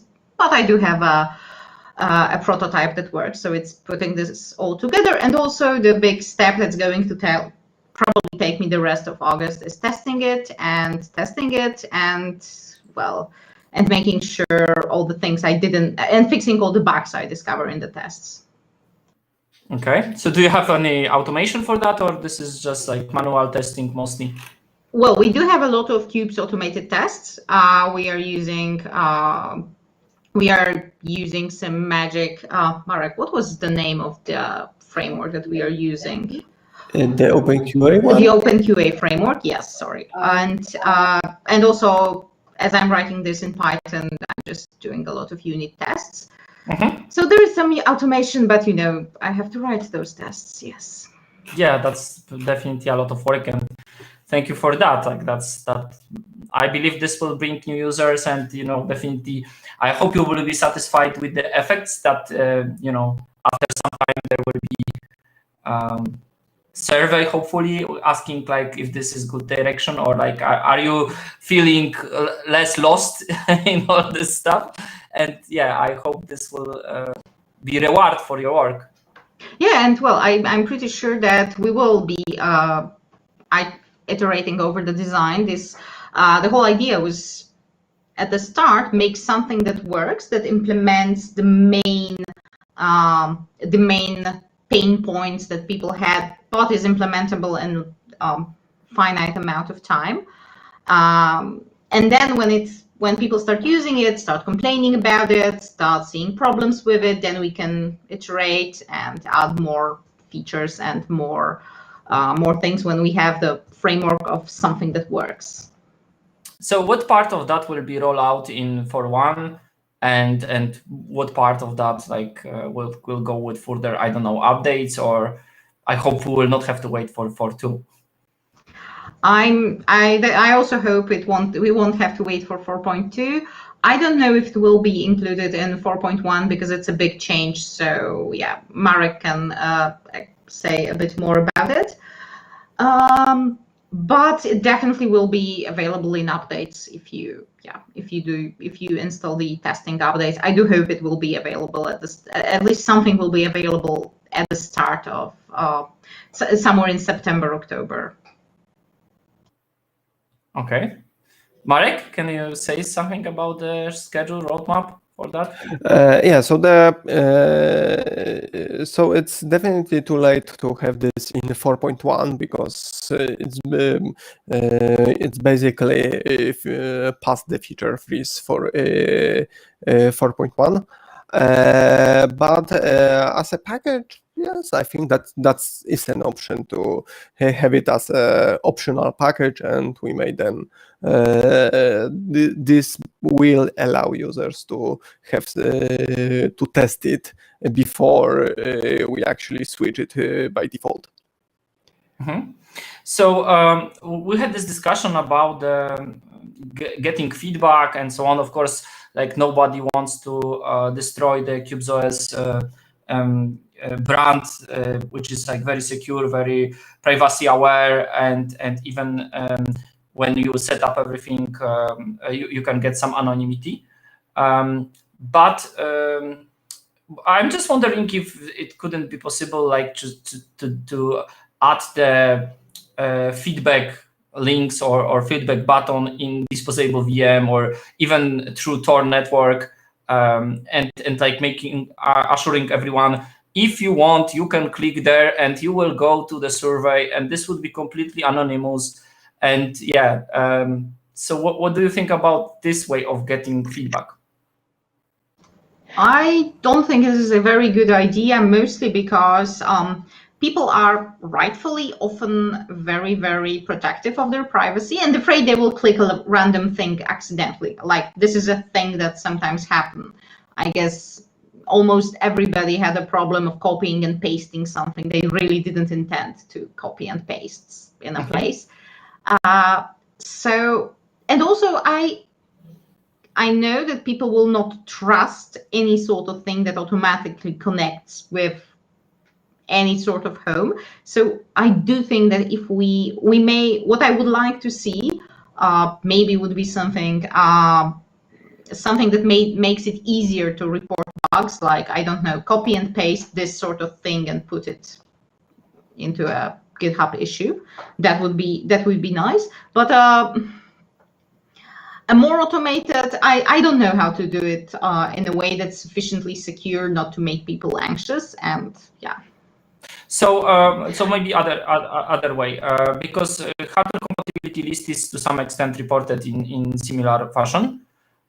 We just have script, we just get that script, we can copy the output to some VM with the network because the script is running in DOM0, and then someone can post that somewhere. I believe like GitHub is a kind of problematic because it requires account, and the account is also got its own traceability in the background. But it could be anything, like even dropping to some, like, secure drop location, secure input form on the Qubes OS site, just to report that. Yeah, this is definitely something that's worth thinking about, although of course it has to be balanced against the possibility of spamming and of people abusing this for whatever reason, because, well, that's how people are, that's how internet is sometimes, and 1% of people can ruin everything for the other 99%. But yes, I do think that this is an important thing that we have to work on and focus on, some better ways of providing a way for users to communicate with us. Mm-hmm. Okay, so diary studies actually. Please, Nina. Oh, sorry, there's a lag. Diary studies are actually, for a lot of reasons that are more rooted in research methodology, and Marta hit on it with spam, I think is a great comment point. Surveys are so convenient that everybody wants to do them, but the psychology of surveys introduces a lot of problems, and with a diary study, a relationship is established and a rapport is established one-on-one, and that can happen with a number of people, and then we develop a workflow for them, which Qubes could easily and wonderfully support, where they go in and even something as simple but less creepy than a Google form, would you answer these, 5 questions, on a daily basis or on a weekly basis after you've used Qubes, or when you, come into a problem point, it's something that is not GitHub, that is not public, but that privately sends us feedback. And one thing we have learned in the Secure Drop pilot is that cut and paste, while it is very natural for the Qubes power users, when something goes wrong, will you cut and paste your logs, because of the usability issues with the Qubes clipboard, the intra-Qube clipboard, as well as clipboards on individual Qubes. Phone cams need to be worked into that workflow, which present their own security vulnerabilities. So I think all of us would really like to figure out how to do this in a secure fashion that could incorporate phone cams, screenshots, and a regular diary thing to fill out, but all of the above without saving images to a user's camera roll and without using a product like Google Forms that is, hosted by Google. But eventually, yeah, we would love to do this. Yeah, I believe we're going in good direction with cameras. I hope to present some part of that in the further presentations. But let's take some questions from the chat. I will ignore my trolling about the bindings and languages. But Demi asking kind of generic question: why are GUIs so hard to write? Yeah, I don't know. Maybe you can take on that. Because they are complex and there's a lot of ideas of how to make them work, and the big frameworks that are used, because nobody has enough time to write them from scratch. The big frameworks have their own peculiar ideas on how to make things. So it's just like, I think it's just a question of a big complex thing that you cannot easily boil down to very simple components. So from the perspective of the graphical user interface frameworks, so I believe like Qt is KDE stuff, GTK is other stuff, and is there any competition to that which kind of looks promising, or this is just the landscape that we have? At the moment, those have the big advantage of being well tested, well used by a lot of people. So I don't know if there's a competition that's I don't know of any competition that would be very promising right now. Maybe something will change in a couple of years, but I think at the moment, well, of course, somebody could just try writing everything from scratch, but I would not want to be that person. Definitely. This requires quite of resources and time, and probably you will have to spend a lot of time on that. Another question is, are there any plans on improving things via the install process? I think there was even a question about that on the previous day of the summit, and yes, there are plans. There is even a mock-up for that, but it has not yet been implemented due to the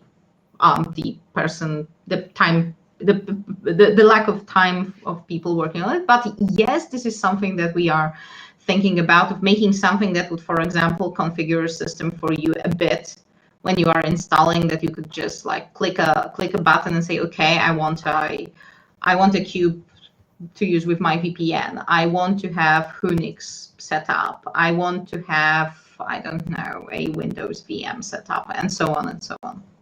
Mm-hmm. So that is always the question we going back to like what kind of workflows are most popular. I believe, of course, we don't have surveys for that, but like the survey saying how many VMs people have, and maybe what kind of VMs they're using, what's the most useful VM for them. So for example, like for me, and I believe many people saying that big thing is split SSH, split GPG VMs.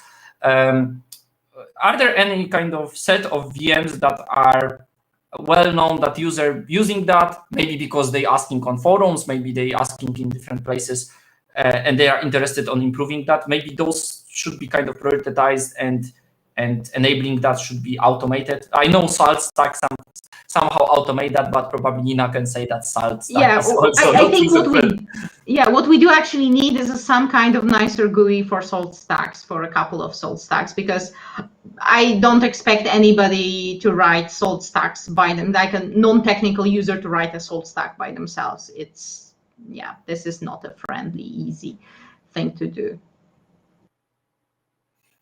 Okay, we're coming to the break. I don't know, like we have 30 minutes break starting in 1 minute.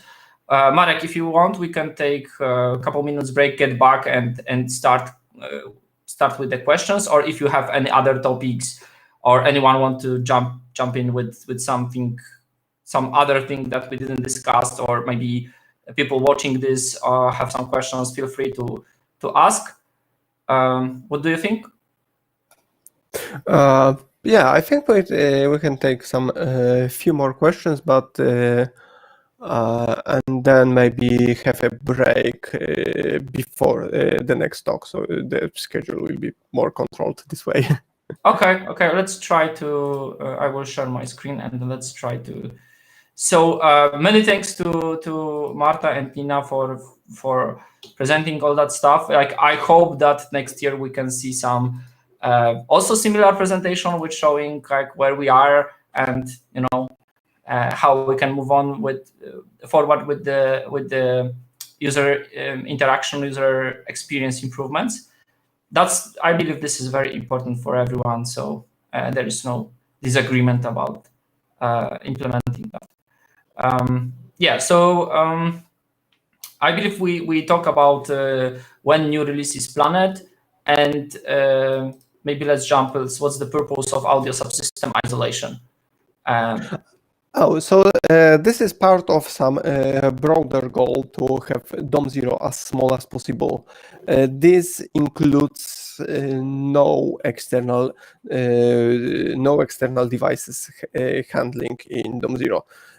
So we did that for network adapters. We did that for USB controllers. We are in the process of doing that for graphics card and sound cards.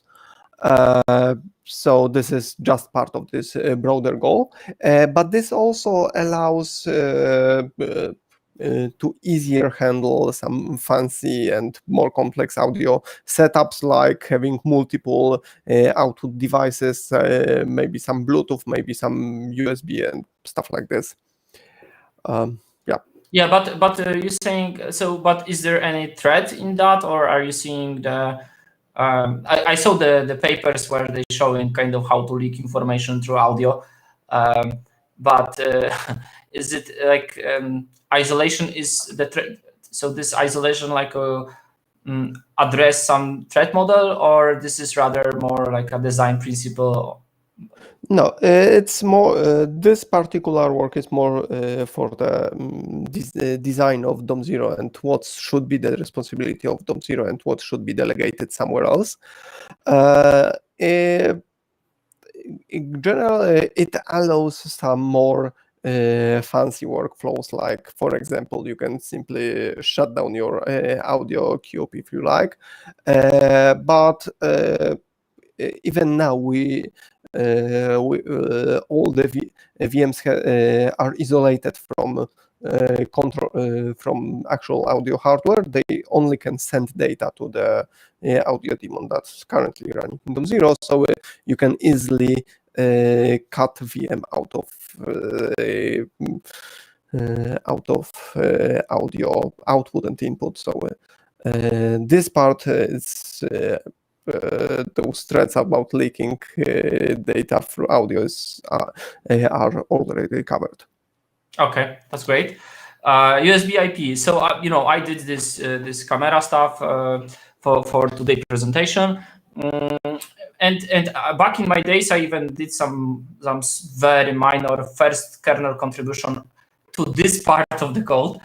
And I'm just wondering, like, what's the status of that? And because you're probably more up to date than me, and what's the future? Do you see any future for USB IP? Or I saw that we discussed that the 3.0 was added, and so definitely there is some work there that people definitely using that. Yeah, so I'm wondering like how it looks like from Qubes perspective. Yes, so to be honest, I'm not sure what are the practical use cases other than what we do. I think there are some vendors sell devices like USB extender over IP or something like that. I think I've seen something like that, but I don't have much data about this segment. So I can tell you about the practical examples of that because we did that quite a lot, and I believe this also coming from the national security partially, because old papers are kind of related to that. If you look at where that papers were published, who did that, and so on and so on. This is definitely touching this kind of realm. But on the other side, there are commercial applications. So let's say someone got some very expensive device connected over USB, and then you want to, and this is between, let's say, some PC and device is connected with the PC over USB. So you don't want to send that device to the for servicing to the vendor. The vendor just sending small box, which does the USB sniffing, and this is typically, and then this traffic of USB can even be redirected to the vendor's servers, and in that way there is all the servicing, debugging, and warranty can be done completely remotely for expensive USB stuff. That's at least what we did from the commercial point of view. We supported those kind of companies. Yeah, and there were many other players using that in similar fashion, I would say. Okay. Please, Mark. Okay.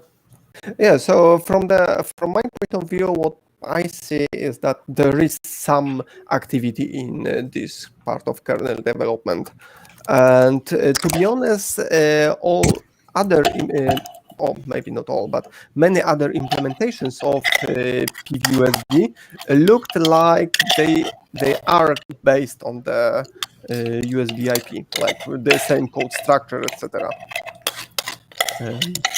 There's some noise on your side, or Demi? No, Demi, I think is that, Demi. So let me. Can we mute? Demi, sorry. Sorry about that. Sure. So let's get to the next question. Grab2.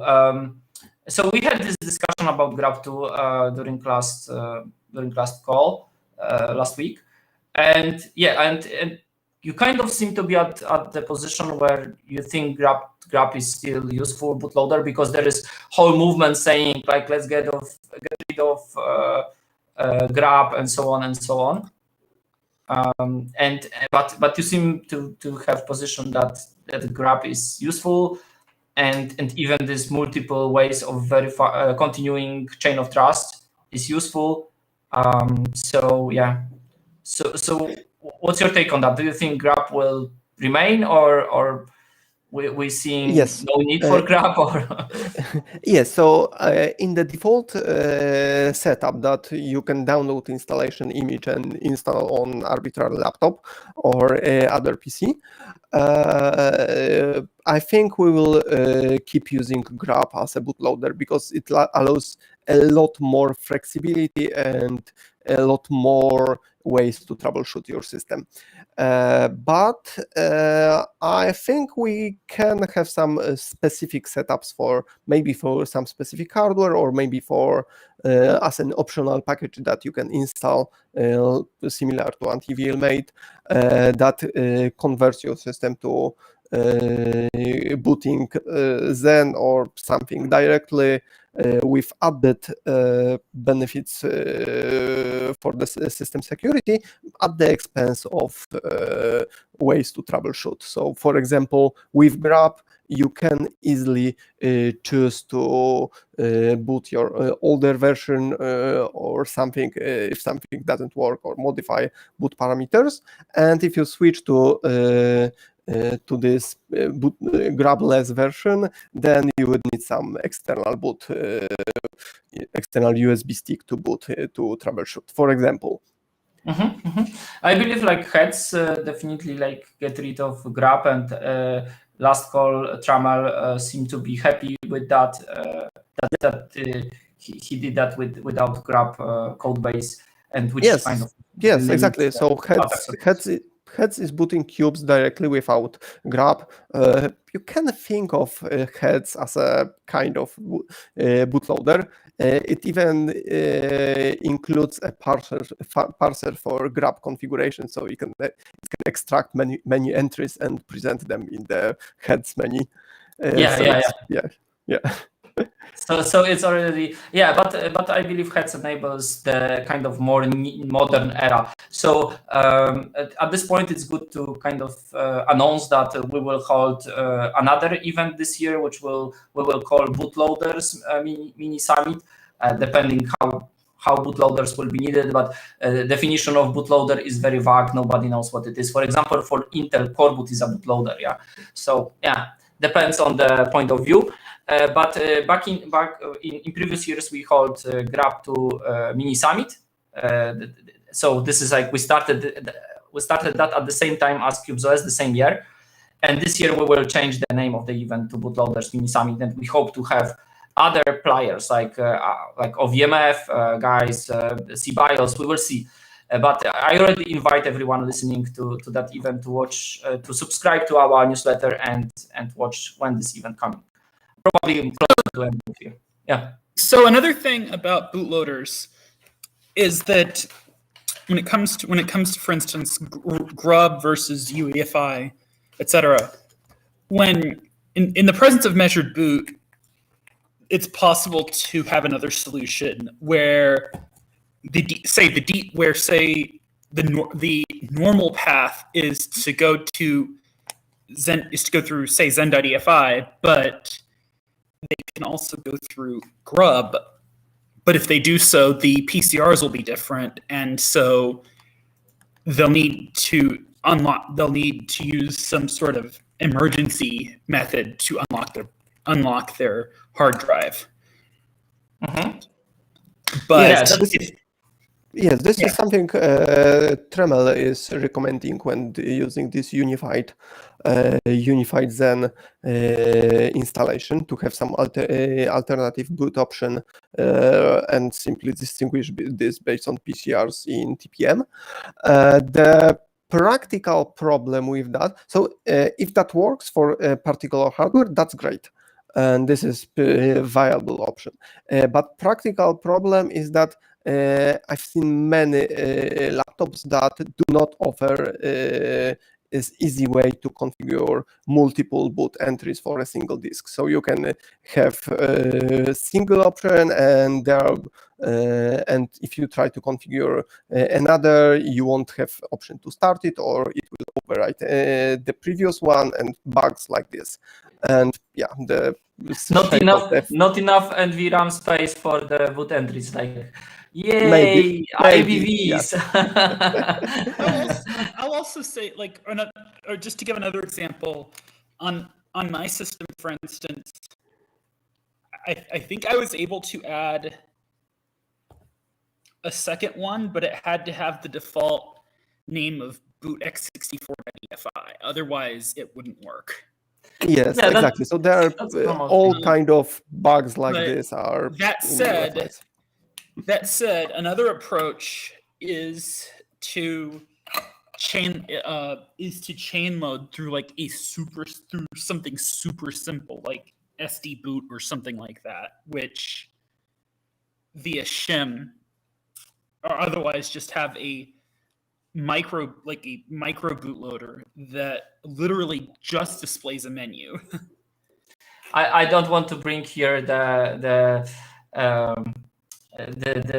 hypervisor in BIOS in Dixie.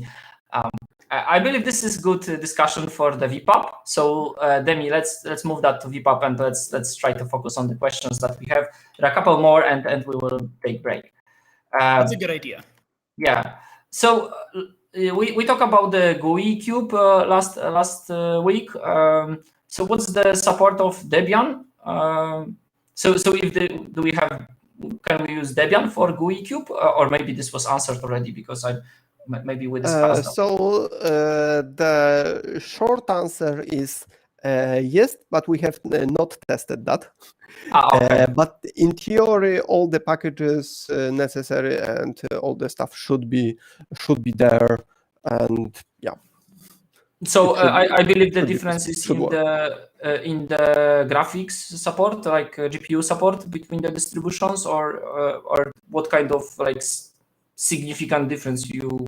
I think currently for GUI cube, if you want to use Debian, we required Debian testing to have new enough software, and Debian testing soon should be Debian stable, I think.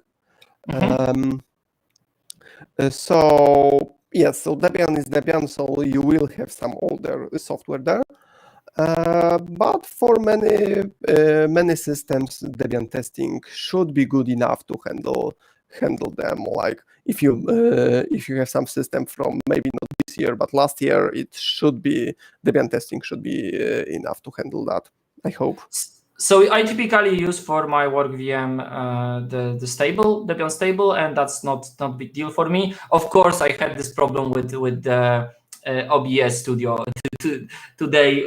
yesterday, but yeah, that's other discussion. Probably I could install the newer one somehow, or forced to install. Okay, last two questions because the email one we took.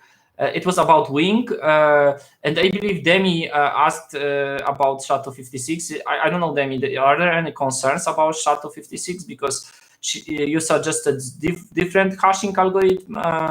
I don't remember what was that, but I just wonder, like, are there any concerns about SHA-256 right now? From a security perspective, no. It's like it's SHA-256 is not broken, and there's no reason to believe that it will be broken in the foreseeable future.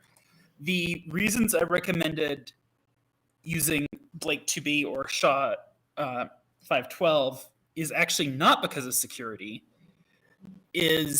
but rather because Blake2B is faster, and Blake3 is even faster than that.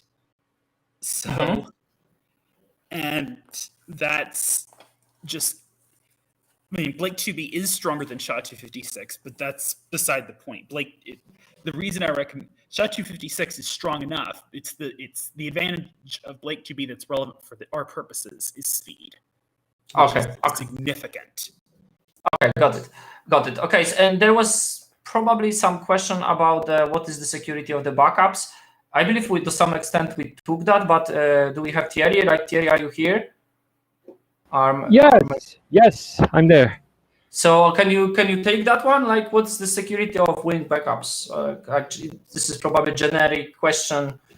Generic question, but basically the security of the backups was already answered. But as of right now, there is integrity measures. There is no encryption inside of Wing as of right now, but it's being developed. There is a branch for that is there for people to review. But yeah, there is manifest, there is VOD-info and info, which are links of information on what was the last session, for example, and then the manifest contains the information on the blocks that are actually maintained by the current session and pointing to the blocks of backups that were in other sessions. So basically, you can verify the backups sessions in the archive, and like I said in my talk, if you want like authenticity to make sure like that the manifests are in the same integrity that you push them, you have to externally sign the digest yourself as of right now. Okay, so there is no support for signing, and not right now, but it's covered like in the proof of concept from Tasket repository directly. He's trying to cover that because his goal is also to have it reviewed and accepted inside of Qubes OS for this sort of things. Exactly. Yeah, I see that Tasket is quite active in suggesting very interesting security features here and there. Yes, that should be dealt like directly in the repository, because he's asking for advice. He's not a cryptographer. He's trying like to select like the good algorithms and everything, but he's looking for feedbacks there, constructive feedback to facilitate the inclusion. And I'm not a cryptographer either, but I'm like not like professionally a cryptographer, but I have wound up giving advice to people on such matters as it happens. Yep. I think I read like your discussions there, and it just needs to continue basically. But it's not something. No, don't get me wrong. It's not something that I'm not interested. But like my goal here is really, like I said, in my context, to have revertible backups for clients and everything, because people want like to have revertible states. And don't get me wrong either, because Qubes OS backup and restore tool is amazing, but it's not made for differential backup. So anyway, Marek is on board on that in the sense that he agrees that there's a need, but then the path for integration is to be drawn forward. It's not made yet. It's always like that. So. Yeah, it's not perfect as of right now, but I can say that it's really stable in my use case, and the way that it's suggested, like in the README, is you can have like another hard drive that is having like looks encryption there. You unlock your drive, you do your backups there, and then it doesn't exist. It's not accessible by your system, but when you do the backups manually, and when you're doing the backups, it's just the differential backups that are there, and the operation is pretty quick. It needs more testing from other use case and everything. On my case, I'm using it for the disk OEM image, and I'm using it like for all my Qubes backups, and it permits me like to like dump a really old eds branch already compiled that I stored like on my external drive, and restore it like in minutes, and restore the state that I was there without using computing time to recompile everything. So in my use case it works, but like in many use cases, like I said, having even like a freedom of press workstation would be amazing, like to test that, and anyway, like it's more a place like for food for thought. But concerned about SHA-256, I'm not sure I understand the scope of that. Like I said in my talk, the reason why I selected this instead of Blake 2K was because my proof of concept had multiple objectives at once, and one of those was to be able to actually test the restore script under eds, and BusyBox is just not supporting it. So my concern was to having a checksum algorithm that was good enough, but not as fast and performant as Blake 2K is. But there's no concerns necessarily on my side on using SHA. Yeah, so Demi already took that one. And she said that this is about performance and not about the security. Yeah. Okay, let's take a break. We getting back in 8 minutes, 15 past 8 p.m. UTC. So thank you for watching so far.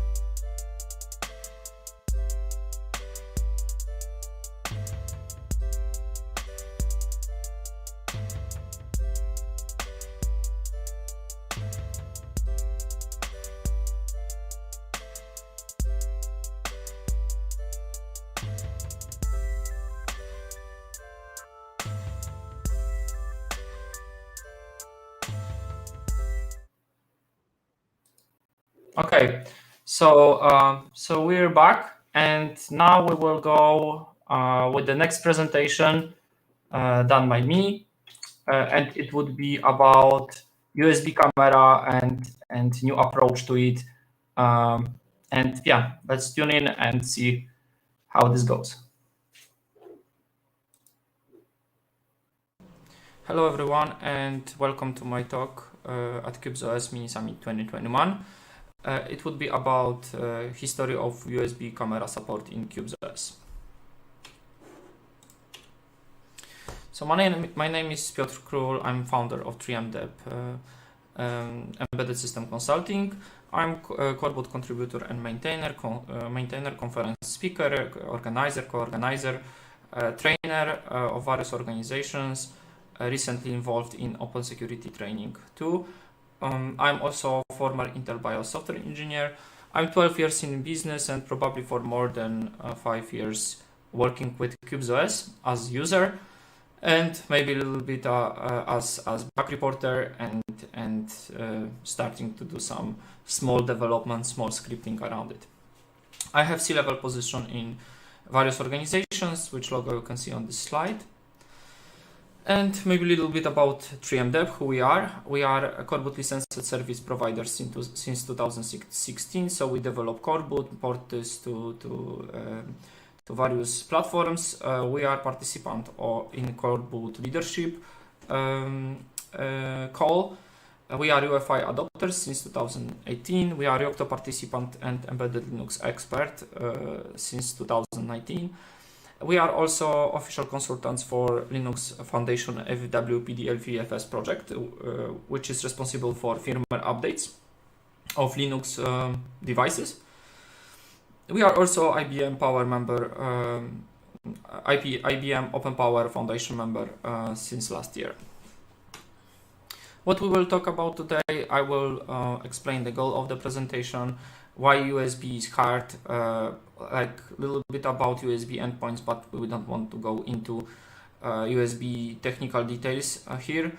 More show solution that applies for Qubes OS, USB device security and how Qubes OS deal with it. Little bit about camera issues in Qubes OS, and then Qubes Video Companion introduction to the project as a solution to various issues that happened over last years. Then I will show you the demo that I recorded with Qubes Video Companion and tell you how you can help the project to improve it. Yeah, so the goal of the presentation is to discuss history of USB camera support. There will be not much about the history because I have just one slide. There's not much that happened around that in terms of number of features or number of issues, but it's kind of a lot in terms of code and how complex is the problem. Yeah, and then I will show the demo of Qubes Video Companion, which approach the solution in a little bit different way than it was before. Just for your information, you may see some glitches here or some delays in this video, and this is maybe because or thanks to Qubes Video Companion and my kind of not so performing setup. But I'm very happy to record that on Qubes OS. I always had to set up another laptop without Qubes to record everything because I had problems with my Logitech camera, and right now I can use my camera, and that's what's very important for me. Why USB is hard? So first of all, USB is a relatively complex protocol. It has thousands of pages of specifications. There are multiple host controller implementations. So host controller is the piece on your laptop, on your workstation, which is piece of hardware that will talk with USB devices to establish communication and provide support in your system. There's also a massive market for USB devices. There's lots of them. Some of them weakly comply to the specification, and this is part of the problem. So first of all is complex protocols. Second of all, there are multiple host controller implementations with various quality of the drivers. and then finally there are also multiple devices that are not exactly made the same. From open source firmware vendor perspective, USB is the area causing the most problems in stable projects. So let's say we have PC engines, our firewall that we're maintaining for more than 5 years, and there is a lot of USB problems there with compatibility, with timings, with enumeration for booting. Most of the times it works, but there are some corner cases that every time users find some corner case, some device which has glitches. There are multiple endpoints with various requirements. I will talk about endpoints on the next slide. But those endpoints which are in USB devices have different transfer data types, and different requirements for those data, and because of that, this also even more complicates the situation. Okay, so how typical setup look like? So we have our host controller, which is in our laptop. Then we have some connection which going to the device. Over this connection, there are endpoints exposed from the device. There is one control endpoint and one or more data endpoints. And between those endpoints, there are logical pipes which are used to transfer data and exchange information. What's going on in the device, to establish use of that device, to understand what device we're dealing with and what kind of drivers we should use, and so on and so on. And this is roughly how it looks like. USB device can have even 32 endpoints, so this can be quite complex device. What is important to know is that we have 3 types of transfers used in USB devices. There is bulk transfer, which are large but sporadic data transfer, typical for storage devices, USB sticks, and this kind of devices. There are interrupt data transfers. Those are in devices requiring quick response, like mouse, keyboard. So we need immediate. There is need for minimal latency, and immediate response is required for those devices to make them work. And finally, there are isochronous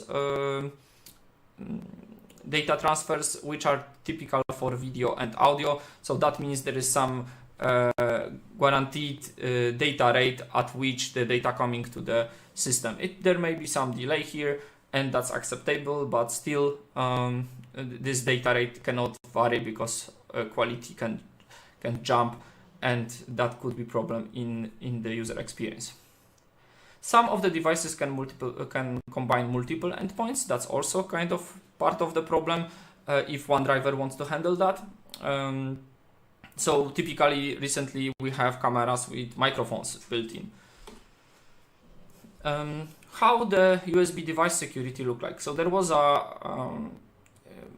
good paper from Nassim, Yahalom, and Elovici in 2017, categorizing and listing how many USB attacks we had.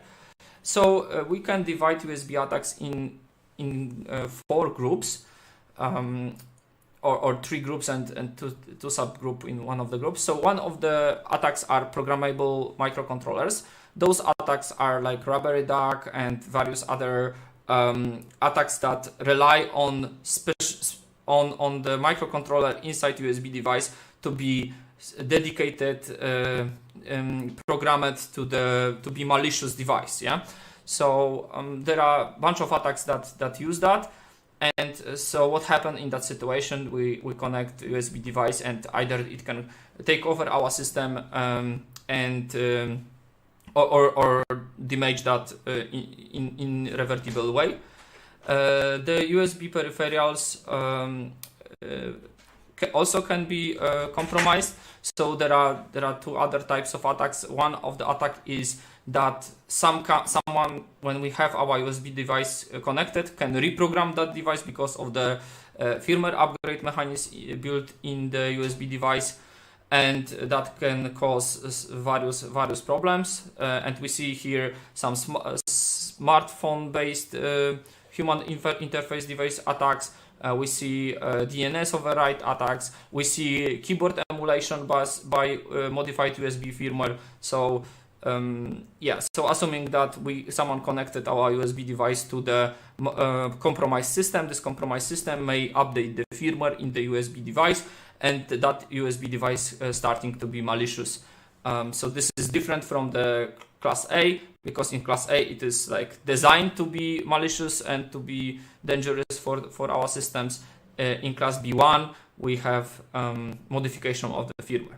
In class B2 there is no reprogramming, but the content of the USB device is already created or exists there in a way that system that it will cause damage to the system. And one of the great example of that was Stuxnet, which used LNK capabilities and kind of auto opening of LNK,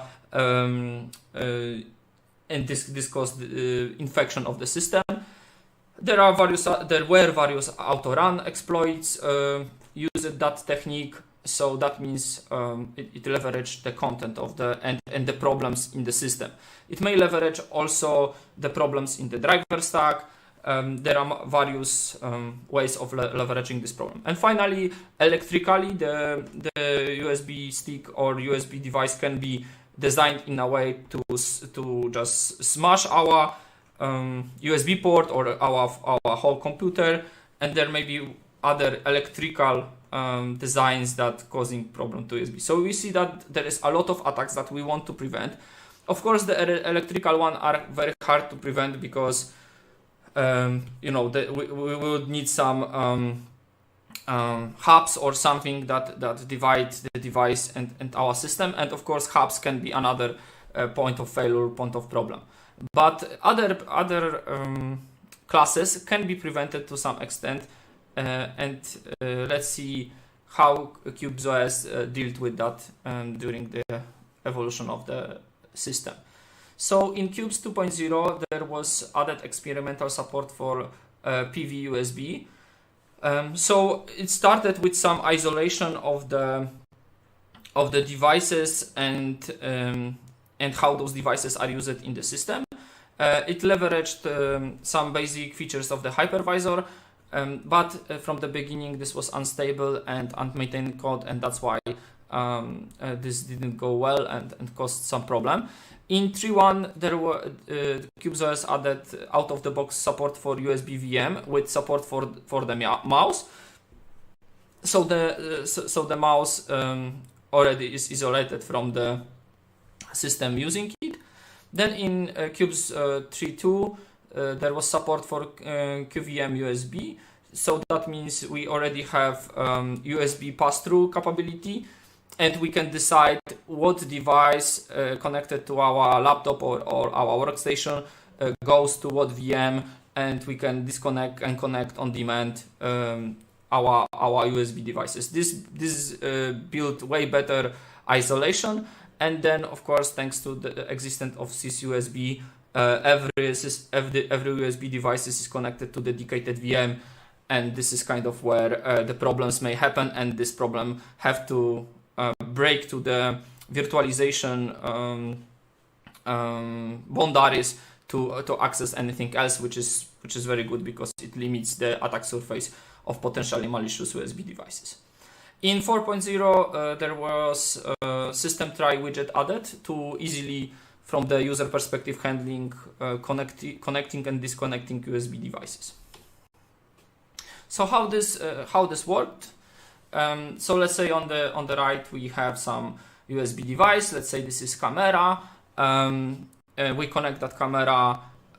Like typically we did the PCI pass-through of the USB controller to sysUSB. sysUSB handling all the USB connectivity, driver applying, and so on. But first of all, it has to support our host controller. So on the bottom we got USB host controller driver. Then we have some USB core driver which handle all the main stuff related to USB, and then we have stub driver which gives ability of transferring the USB packets over the QR exec. And in that way, we can limit any action triggered on the host controller or USB core functionality, because if anything will be wrong, this will happen in sysUSB and will not be exposed to our app VM.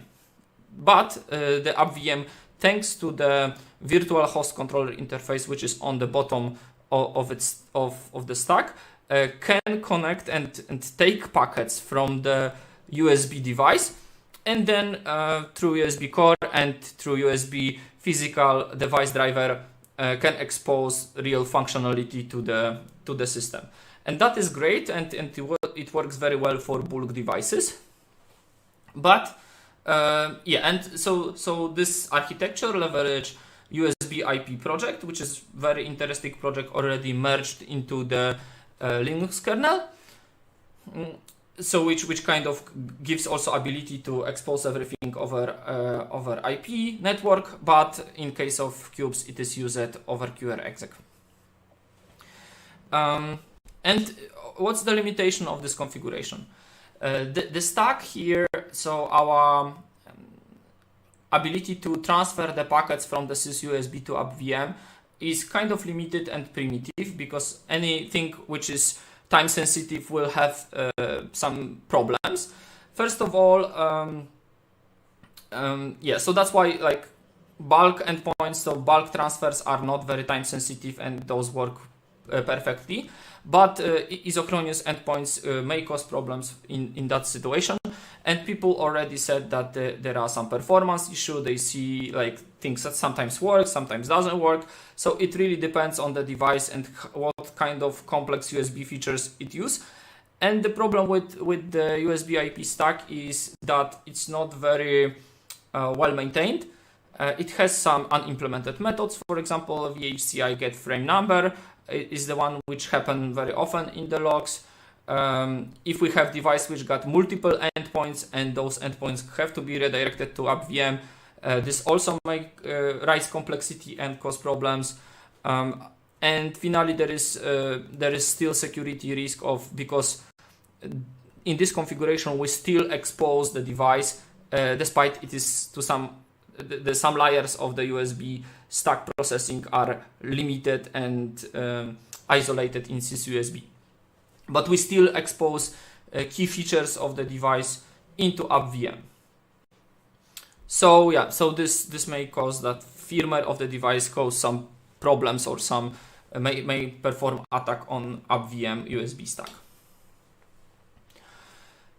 Because of rising need for remote work, the priority of support for cameras and especially like why we're saying about cameras are the complex USB devices, typically got multiple endpoints. They're using asynchronous transfers, and because of that, those transfers are time sensitive, and USB IP had some problems handling that correctly.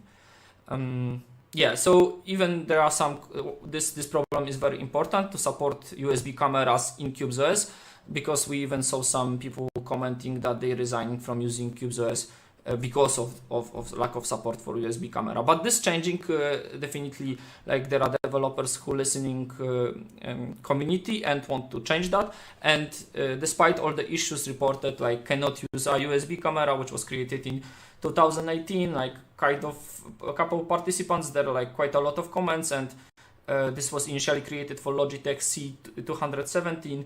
And there were even some suggestion about a trusted stream. So the concept of isolating video stream and just providing video stream to the app VM and getting rid of exposing whole USB stack is quite long here since 2016. There are also forum threads about Logitech 922, the camera that I'm using right now during this recording, and you can see it has quite a lot of view. There are some security papers which also raise the concern of the web camera security. For example, the paper about disabling the MacBook web camera LED indicator, which of course, like when we disable that, we think camera is not active, but it still may be active and working, and we don't know about that. Yeah, and there is also a paper about preventing covert webcam hacking in the civilian and government sector. It classifies and shows various potential attacks using web cameras. What about Qubes Video Companion? So Qubes Video Companion is the new answer to all these issues. Project was created by Elliot Killick in September 2020 with the goals of securely streaming web cameras and sharing screen across VMs. It is MIT licensed source code available on GitHub under the address that you see on my screen.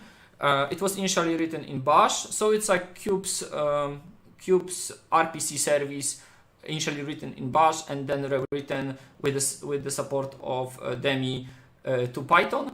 And yeah, so right now it is in version 2.0, which I will use for this presentation. And we think this is a very good candidate for being part of the core Qubes OS. And I believe Marek also agreed to that based on the email discussion. And this is the plan for the project. What kind of features this project has? First of all, it has system try icon and notification while streaming or sharing. So user is notified whenever a camera is enabled, disabled, and whenever something happened with streaming or with screen sharing. This is very good because this prompts user, and it's very hard to do that being unnoticed by the users. Then there is guarantee one-way communication from video sending domain to video receiving domain. So the domain that owns the camera, in our case typically sysUSB, just sends the video stream. There is no additional control endpoints exposed or some additional camera features exposed. So there is just pure video sent. And that's very good because this is what we need from user perspective. And we want isolate, thanks to that we can isolate the place where hardware is handled, the place where potentially malicious camera can exist from the place where we're using. Then there is minimized attack surface of video receiving domain because there is GStreamer used. It uses video capabilities that's strictly saying what I want to receive with what parameters.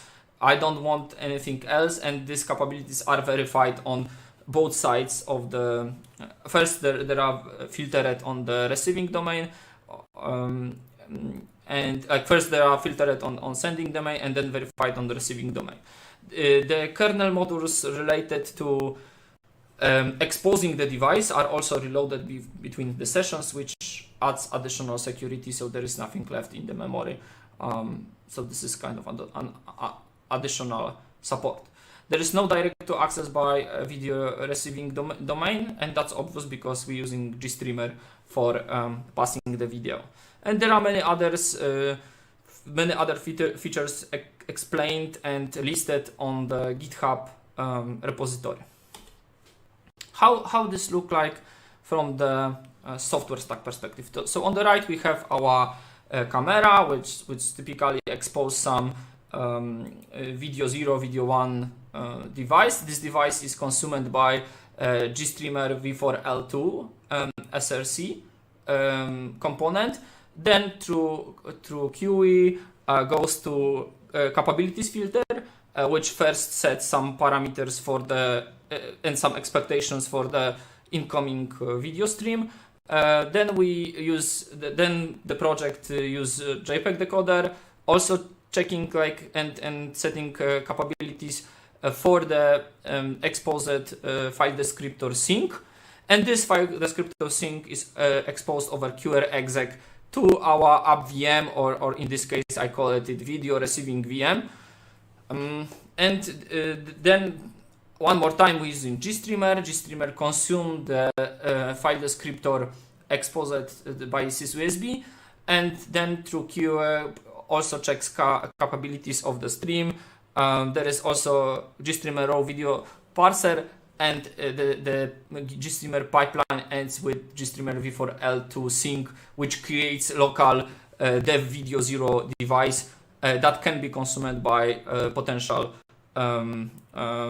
video applications like OBS Studio or Jitsy or whatever. Even Zoom is supported. So whatever we're using. Then, yeah, what I didn't say, I believe like I said most of what I wanted for this slide. How you can install that? Assuming that you're using version 2 tag, you're just cloning the repository. The version 2 tag should be already checked out. You just for Debian you can use build create deb script. This script verifies the tag. Check out the most recent tag. Verifies this tag and install all the required components, and finally compiles the deb package, which is then available on the directory above Qubes Video Companion directory. There is also other script for RPM based distributions, but I'm using Debian, so I did that for Debian. I checked it for Debian. Then you can install that file in your Debian template. Thanks to that, it would be available to all the VMs based on that template, and there is need also to compile the v4l2 loopback kernel module, and there is script for that, works without any problems. Then you just disabling your template VM and can restart VMs which are based on Debian 10 template, like sysusb or whatever video receiving VM you're using. Of course, you need to connect your camera to sysusb, and then you can run with your video receiving VM Qubes Video Companion. Okay, there should be not / because you have that already installed. Depends how you will do that, but if it's installed, it should be available in your path. But yeah, you're calling Qubes Video Companion webcam, and then you're getting pop-up about where's the video sender. So video sender is connected to sysusb, and in that way you see the icon in the try that the video and notification that the video is shared between VMs, and then you have the video 0 exposed in your VM and can use that with your application. So I checked some performance. Right now I'm recording this with the VM that got 4 vCPUs and 12 gigs of RAM. According to my discussion with Elliot and Marek, the CPUs are the most important thing. So better CPU, better performance of this solution. I used Jitsy with Chrome 91 and works seamlessly.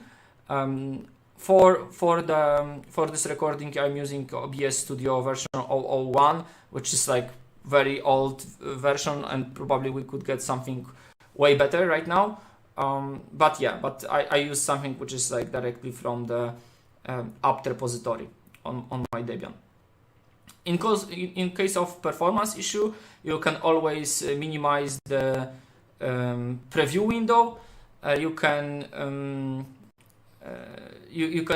even disable the preview window in OBS. There is in context menu there is enable preview position. If you uncheck the mark for it, it will be disabled, but still will record. You may like to avoid playing any videos in the same time, so disable any YouTube session or whatever you have in your browser, because it's eating processor power, and you can assign more vCPUs to the VM to make it perform better, and that's completely fine, because this is typically when you're recording something or you have a call, you would like to focus on that call and not watch 5 other videos in the background. Okay, so let's try to play the demo. First of all, I will start Qubes Video Companion, and you can see that with the webcam, you can see that I have notification on the right top side. Now I have to install OBS Studio because it's not there. And you can see that the notification showing webcam sysusb to work. So yeah, this is the direction of exposing video stream by GStreamer. yeah, and I started OBS. And yeah, this is how it looked like a little bit old look, but it works fine without any issues. Microphone also works fine. Yeah.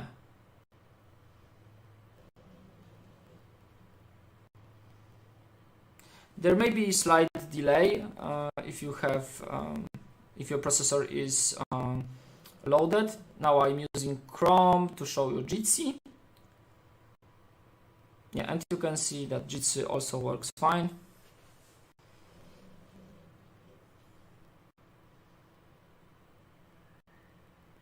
Yeah, enabling, disabling camera works well.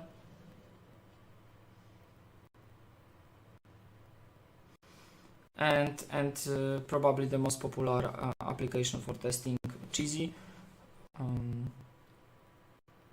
Yeah, so I have to install it.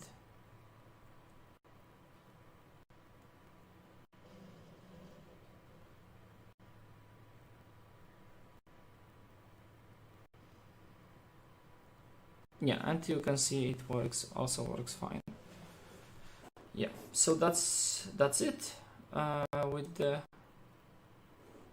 I'm just playing a little bit with it, but that's mostly it for the demo.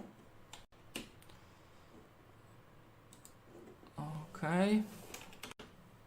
No, this is not what I wanted to do. Okay, so yeah, so how you can help with improving that project? First of all, test. We need more testing. We need more reports about working hardware, with what hardware it works well, with what hardware it has problems. Maybe there is something there should not be, but it should work with most of the setups, but who knows? We need more information about user configurations. Like we don't want you expose your privacy like sensitive stuff, but it would be great to know what kind of CPU was used and how the performance was and how many vCPUs you connected to your VMs. And thanks to that, this project could be improved and we could give better guidance for the users how to use it and what it requires to perform well. Potential issues that I see is that any kernel update of the Debian 10 template or whatever template you will rely on will require recompilation of the v4L2 loopback driver. Yeah, so this could be solved by packages, but yeah, I believe if this would be added to core Qubes OS, this would be solved. And one of the future ideas is integration with sysusb try icon. I know that the icon right now is completely separated, and that's the kind of the purpose of the project also. But on the other side, that means that trying to redirect cameras using sysusb try icon either should be disabled or something because people may still use sysusb instead of Qubes OS Video Companion. And yeah, Qubes Video Companion works fine for like complex cases, and yeah, just to avoid providing this feature in kind of two ways which can be incompatible or can have some problems. Maybe this should be solved or is kind of integrated in consistent user experience. And that's it. If you have any questions, let me know. I hope that you enjoyed this presentation and you will use and help improve this project.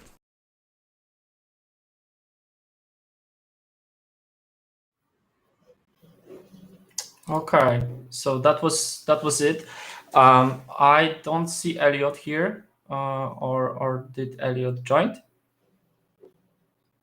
Okay, so I believe, like, I don't know, we can switch to the questions. I don't know, Marek, do you have any comments about what I show? What do you think? Yes, first of all, thanks for a great presentation. Thank you. Yeah, so I was monitoring this project for some time, but honestly, I didn't have time to play with it yet. But it looks really nice, and Besides the minor lag, I think it's the way for the camera and video sharing. And do you know what video resolution does it support? Does it always do the maximum possible, or is it somehow configurable? Because that according to the README, it used the lowest possible, lowest from the capabilities of the camera. But yeah, I didn't kind of check that. So you can see that, for example, right now my screen, I'm not configuring anything additionally. I'm just using native default package. So yeah, and you can see that the quality of the video on Jitsy from my camera seem to be quite good. At least I see that in that way. Maybe after transferring, it's not so good. But it should be quite high resolution, I assume. And of course, camera is 1080p. But I don't know if it can, if GStreamer in this case kind of lowers this quality somehow. Your camera is pretty low. It's like 360p at Jitsy right now, so it's not so good. I guess. Okay, I guess it could be a transfer problem, but I don't know. So on my side, when I'm looking, it's showing resolution 960 per 540. Yeah, so that may be Jitsy lowering that or compressing or whatever. Yeah. So to be honest, I don't know how this works. According to the README, it should use the lowest possible configuration. Okay, that makes sense, actually. Okay, so, and what about the screen sharing? How does it work in practice? Have you? No, I didn't test that. I didn't have time for that. I just wanted to have web camera working. To be honest, like I just could try that but I assume like I should not, like if I'm right now using the camera, maybe not. I should not experiment with that right now. But anyway, this should work, and even Elliot said this should work even before I even were able to work with web camera. So yeah. Not much. I'm not very helpful here. I hoped for Elliot here because he knows this project way better. I don't know if Demi played with that project more than I did. I just did. So I believe like one thing that took me kind of quite a lot of time is understanding of how it works. And to be honest, I'm not sure if I have made it correct, because I don't know how exactly file descriptor is exposed over QR exec, and this is the piece that I don't exactly understand how the mechanics here, and if there is an overhead on that, and like how this is related with vChan mechanics. I'm not sure, like is there any potential performance problem at this point, and if not, then definitely there have to be problem with CPU, and yeah, because right now, for example, I have like 100% utilization of CPU by GStreamer and Chrome. Yeah. For Chrome, I think that's normal when streaming, but. But the question is, when you're using this technology, so you have to know how to combine it in an effective, user-friendly manner, I would say, and this is probably what is still kind of missing. Despite Elliot did good write-up in README how to fix, optimize things, but like it's better to have out-of-the-box experience, or at least simple guide that show you what to do in what case. Yes. Yeah, so now the next step would be to ask Nina for some nice design for a button to press to enable it, and done, right? Yeah. That would be really cool. And yeah. So I there is called this magical logic behind the scene that somehow. So I believe for some people it is not a problem because for some people even USB IP over QRexec works, and I'm really amazed with that because I was never able to make it work. But and probably this presentation maybe doesn't make sense for them because this is so complicated. We added GStreamer and there is this big pipeline. There is this huge CPU overhead. But to be honest, from the security perspective, I really like the idea because we're just getting the video stream. We're just not taking anything else. Like we don't care about the hardware, about its USB richness and attack surface. We just expose the video to the other VM, and that's what we care about.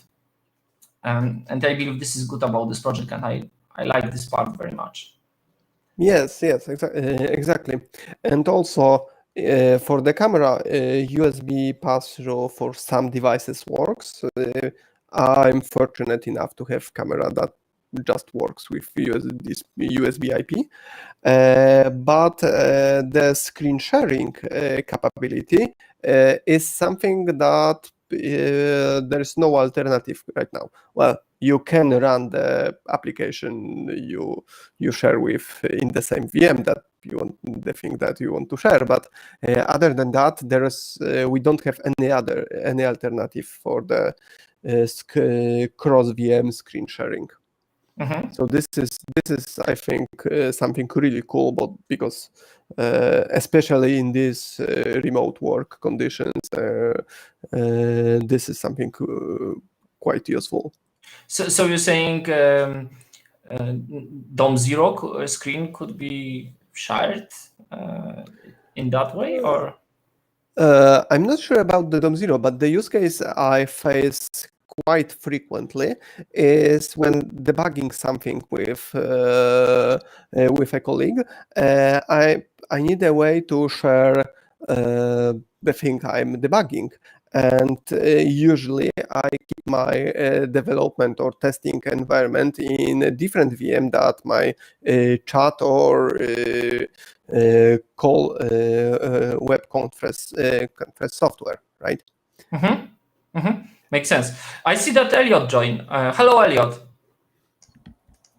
Hi. Hi. We just trying to discuss the software. I'm getting all these complex questions from Marek, and I have problem with answering. Unfortunately, in 2 minutes we have to switch to the next presentation. But maybe Marek, we can get back to one of your questions and try to talk with Elliot about that. Yeah, sure. Yeah. So my question was, what resolution does it choose by default, and how could performance be improved by lowering FPS or resolution or something like that? Yeah, so by default, it selects the highest your webcam is capable of. So for example, my C922 Logitech webcam, it selects 1080p 40 FPS, which is the highest it can do. Okay, not the lowest, but the highest. So that was my mistake. I misread that somewhere. Mm-hmm. Yeah, so and we're looking on improving the performance by switching the video format to more easily or high-performant format that's easier on the CPU. So hopefully we're going to have it taken care of. Yeah, it's called MJPEG instead of a raw video format such as what we're using right now, which is called YUV. So that's, yeah. Okay, makes sense. Okay. So do we have time for any more questions? Yeah, or? one more would be okay. Okay, so and regarding screen share, do you capture the everything that is in the VM you want to share, right? And yes. Yeah, so right now it just is set up to capture the entire screen, but there is something you can configure with GStreamer, so we can capture like a section of the screen, right? But we don't have that set up. But Okay. yeah, you could easily do that. Yeah, because I was also interested in capturing just a single window, and yeah, but that's some possibly future improvement. This is not really critical for the yeah. So I don't know, Elliot, if you will have time after the next presentation, and feel invited to vPub session. The link is on Qubes OS Virtual Mini Summit blog post, and definitely we would be glad to talk with you about this project. And yeah, sure, I'll probably attend. Yeah. Yeah, please tune in. Adult beverages allowed. So let's jump into next presentation, which would be Bitcoin and Monero cold wallet. Hello everyone to my presentation about how to set up Bitcoin and Monero cold storage in Qubes OS. My name is Piotr Król. I am 3mdeb founder and CEO. I'm Core Boot contributor and maintainer, a conference speaker and co-organizer. I'm trainer for various organizations, and I'm former Intel BIOS software engineer. I'm in business 12 years and probably for like 5 or more using Qubes OS. I'm also a C-level person in a couple other organizations, which logo you can see on this slide. Who we are, who's 3mdeb? We are a Core Boot licensed service provider since 2016 and leadership participants. We are UEFI adopters since 2018, Yocto participants and embedded Linux experts since 2019. And we are official consultants for Linux Foundation FWPD LVFS project since 2020, as well as IBM Open Power Foundation member since 2020. Our firmware engineer Michał is also System Software Working Group chair in Open Power Foundations starting this year. Okay, what I will talk about today.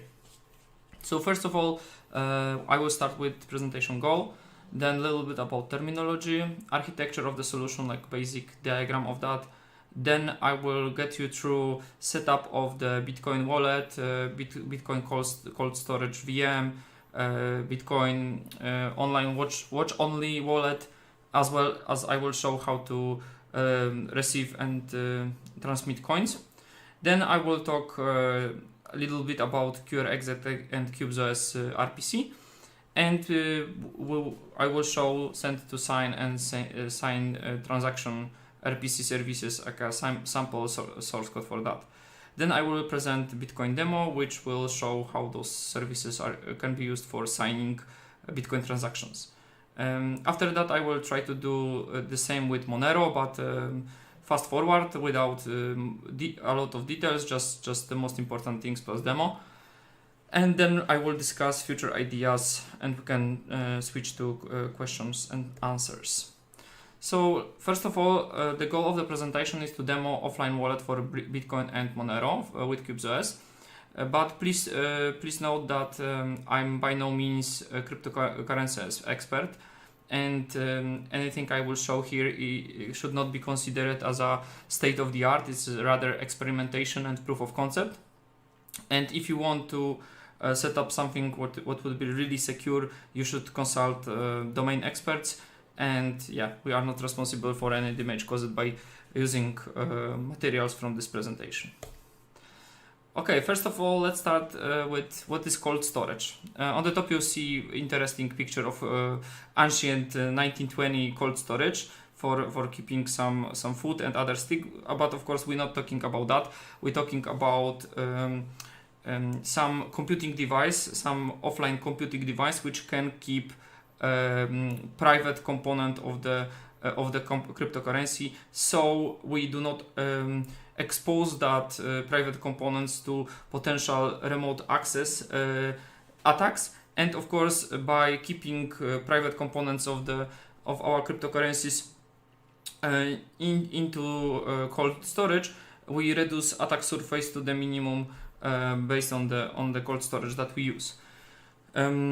The idea behind that is that public key or public part of the public key of our wallet is used in the online watching only wallet, where we see incoming transaction and we can see what's going on, but there is no way to use that for doing any transaction. To do the transaction, we have to create kind of transaction file, which I will discuss further, transfer it to the cold storage, use the private key to authorize transaction and broadcast that to the network. So the architecture looks as follows. We have any VM or whatever VM we have with watch-only online wallet. And when we want to do some transaction, we create transaction file, we transfer that to cold storage VM where we have offline wallet. And this offline wallet can do the signing process because it has access to private key, and then the signed transaction can be sent to watch-only wallet to broadcast that to the network. We can also use offline wallet to generate payment requests, because at least for Bitcoin this is valid because it knows the potential address on which we can receive the coins. The limitation of this architecture is that maybe it can be hard in using in high frequency trading, but this is for completely different purposes, and I believe there is some space for optimization here. For the wallet that we will use in further examples, we chose Electrum. Electrum was created by Thomas Vogetlin, sorry for mispronouncing the surname, in November 2011. The wallet is written mostly in Python, and its source code is available on GitHub. We will use version 4.1.5 app image, and it meets our needs because we want to use Linux. We are okay with advanced features and kind of dealing with command line interface. We want to have open source license, and we want to have reasonably lightweight setup which can be run on machine with very little memory. So yeah, we decided that Electrum meets all those criteria, plus it has some additional features that may be useful in future when this concept will grow. So let's start with creating Bitcoin cold storage VM using minimal template. First of all, it would be great if you could enable minimal templates if you don't have that. You can do that in DOM0 through using Qubes DOM0 update and installing Qubes template Debian 10 minimal. Then you can enable networking because we have to install some additional dependencies for Electrum. In that way you can run terminal, and in the terminal you can simply install Fuse, which is Electrum dependency. Then you can create Bitcoin cold storage VM. We gave it black label. Minimal memory is 1.8 megs, maximum memory is 256, and we're using Debian 10 minimal as a template. After that, it would be great if you could take some of your trusted VM where you are comfortable doing signature verification, and using those commands above, so we can verify signatures. The signatures are also on the server. So yeah, then you can verify if the app image is correctly signed. And fingerprints can be found on GitHub and on the Electrum org about page.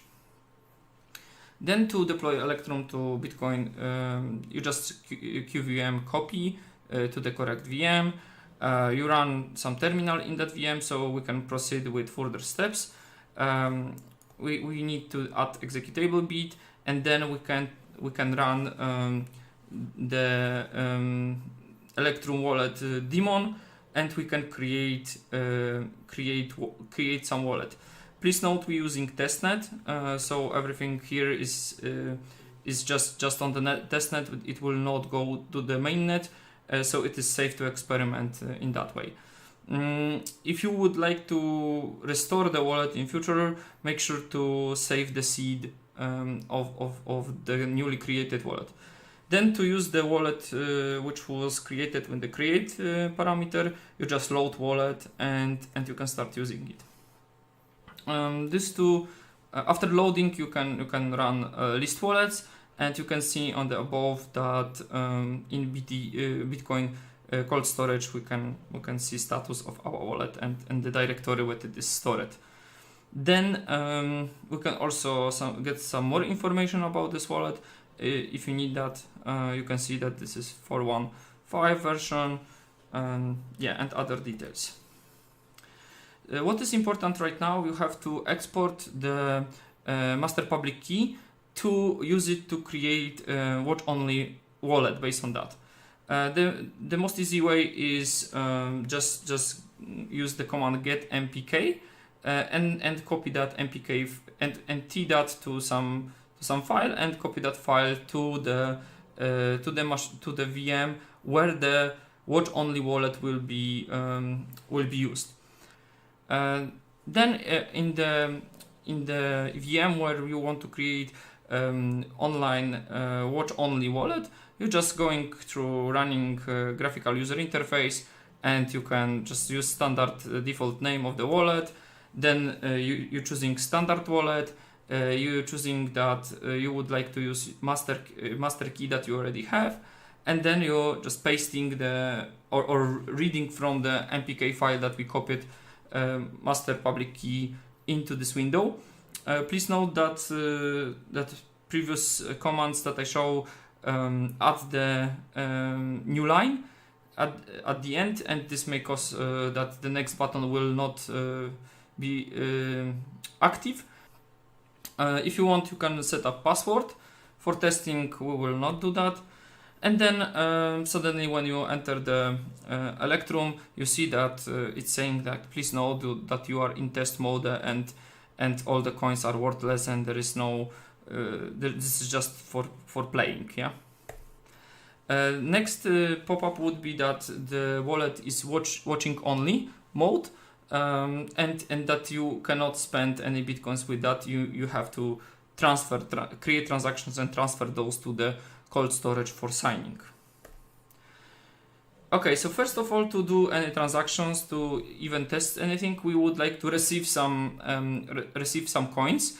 To do that, you can create a request just to get some first unused address, Bitcoin address, to which you would like to receive this amount of Bitcoins, and then just going to some testnet faucet where you can send the Bitcoins. In this case, we're using testnet faucet mempool CO. And this works quite fast, at least for me. And then you receive this TBTC, so testnet Bitcoins, which are, as we said, no value, just testing, just for testing needs. Then when you want to send coins to someone, if you want to send to anyone, you're just going to send and giving address, giving the amount, and just clicking pay and send. Then you want going to transaction, export that file, and then this file should be transferred to our cold storage VM. And in this cold storage VM, we have to convert this partial transaction file. Since it is in binary form, we have to transfer it, convert it to base64, because that's the format that is understood by Electrum application. And then we're using parameters minus testnet to indicate that this is for testnet, and there is command called sign transaction and dash to consume standard input. And as output, we receiving signed transaction, associated with this partial transaction. When we copy that back, we can load that to Electrum wallet. Okay, so that was kind of how manually procedure look like. So let's talk a little bit about the QR exec and Qubes OS RPC. The basic information you need to know is that there is QR exec framework, which consists of multiple binary scripts, which implements communication between the domains between the VMs. It is built on top of vChan, which is Zen library, which gives ability to build links between virtual machines for communication purposes. Every communication that is set up between two VMs so the communication is set up through DOM0, and DOM0 kind of have to allow for that communication, but then transfer is directly between VMs. And thanks to that framework, we can create remote communication, like a kind of client-server communication using scripts in quite easy way. And the client side, so if we are in VM, which is client, let's say our watch-only Electrum wallet VM is a client for the Bitcoin cold storage VM, which keeps secret key, which can sign transaction. Yeah? So we can consider that part as a server. And we're using QRXZ client VM to make calls to this server VM. Yeah. So when those calls are made, we get through DOM0, and the DOM0 checks if the policy implemented say that this is allowed. Yeah. And sometimes we may get even a pop-up saying like, are you okay with this, or please choose target VM, or are you okay with this kind of call? And then if we approve that, then some script or some stuff is executed on the server side. There is also a way to transfer standard input, standard output to exchange data between the client and server side in this configuration.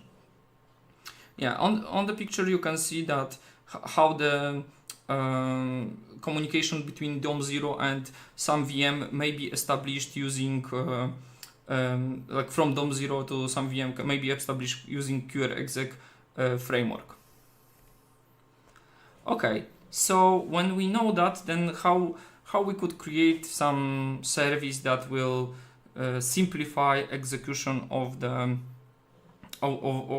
signing process for assuming that the private keys are in Bitcoin cold storage VM. So first of all, there is no sudo access as in other VMs for Debian 10 minimal. That's why we have to run xterm with user root, and then we can create stuff in etc Qubes RPC, which is where the all the RPC stuff is stored in our Bitcoin cold storage VM, and we create file test sign transaction. It looks as follows. We're just saying like where is the Electrum application. We showing how we can get arguments which will be processed further. Of course, if there is no argument, we returning error, and then we calling our Electrum application in testnet. We're doing sign transaction. We're doing separation of the incoming parameters, and then just provide. It's just to avoid the situation where someone will try to pass in argument some option for the Electrum or for the sign transaction subcommand. So this is kind of security improvement. Without it, it could be possible to pass some sign transaction or Electrum arguments inside the argument variable. In that case, we expect here our partial transaction or some transaction for signing. In DOM0, we have to define what would be the communication allowed. So we're saying that any VM can communicate with Bitcoin cold storage, but we will see the pop-up like asking for confirmation. And then with the VM that's sending data, we have to comply with what's expected by a test sign transaction. So test sign transaction expects some standard input and then provides on standard output the signed transaction. So in this case, as a parameter, we're creating etc Qubes RPC tests send to sign, and this script will take as a parameter some file, which in this case should be partial transaction file. It is provided to the other end of RPC, and then we expect that there is a standard output coming from the remote and from the server, and this would be dumped as output. So what you will see in the demo. Yeah, so let's start with the demo. On the top you can see Electrum wallet, and on the bottom is a terminal from the VM where the watch only Electrum wallet is running. So first of all, we're just getting faucet Bitcoin address for testnet to send some Bitcoins there. We're sending like 1 MBTC. We create payment, and then we export that. Yeah, so this was added to wallet history. We export that partial payment, partial transaction, and that partial transaction have to be converted because it's in binary form. So we convert it using base 64 to create transaction file, to create unsigned transaction. And that unsigned transaction then will be transferred using QRexec service that I explained before. Yeah, and now we using QRexec. First parameter is target VM. Second parameter is the service that we want to run, and third parameter is the file, the script that sending the unsigned transaction file. As you saw, we get pop-up where we should run the transaction. We pointed to BTC CS VM. We received signed file, signed transaction, and now we can save it and broadcast, and you can see that the broadcast was correct because the signature was verified. And now we have unconfirmed transaction, and at some point after some time this transaction will be verified by the testnet. So second part of the presentation will be about Monero. For Monero, there is official command line wallet developed by Monero community. This is written mostly in C++. The source code is available on GitHub. License seemed to be BSD with some nodes for other components that were used in the project. We used Oxygen Orion, which is version 0.17.2.0, and of course it meets the same requirements that we had before. As before, we're starting with creation of Monero cold storage VM based on Debian 10 minimal template. Then there are no additional dependencies, but if someone would like to need some additional tools, additional stuff, then that's good place and moment to install it. Then we're doing signature verification according to wallet documentation. It is on the download page. It's explained on download page how to do that. And then we transfer, of course, in our wallet to Monero cold storage because that VM does not have access to the network. And yeah, so first of all, we start daemon on the StageNet. So Monero has 3 networks: mainnet, StageNet, testnet. Testnet is where all the developer features are created. StageNet is where safely stable version of Monero can be used. So that's why we're using StageNet, to just avoid problems related to the testnet and moving target. Yeah, so we have to start Monero daemon, and then this daemon, of course, we're starting that inside Monero cold storage. And when we have started Monero daemon, then we can start also Monero command line wallet, and it gets that through getting started procedure, asking where wallet should be stored, and a couple other information. And then we can create Monero watch only. To do that, we need two things from our cold storage. First thing is the address of the wallet that was created, and then we also need to obtain private view key, so the key which allows us to view the chain and view the transactions that's going on for us. And you can obtain that through view key, and there are two pieces, secret and public, and we want to transfer the secret piece to watch only wallet. Next thing that we have to do is to use CLI to create watch only wallet. The first thing we have to start Monero daemon, of course with StageNet. If we use prune blockchain, we will just pull a part of the blockchain, not the full blockchain. This will be faster. So for testing, I encourage to use that parameter. And then in other console, we can start Monero wallet and generate from view key parameter. Gives us ability to provide the address and provide the secret for the view. And of course we're choosing some name of the wallet at the end. Yeah, and then we getting two questions. First is about our address, and second is about private part of the view key.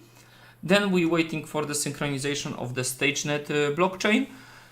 Of course, we're doing that just because we would like to create couple StageNet Moneros ourselves through mining. This is useful. We can use faucet like in case of Bitcoin, but in this case we just mine at our own Monero. This takes some time, but then we can spend our own StageNet Moneros. So when Monero D starts, we just typing start mining and giving our address, which we know from the cold storage wallet. And at some point, after some time, of course, after blockchain will be synchronized, this will take some time. But after some time, we will get the information. I found block and hash and some additional information. That's not enough, because balance still will show that okay, we have some Moneros like here, but the unlocked balance will be for some time 0. So it takes some time to make the blocks spendable, and we have to wait some time to make it happen.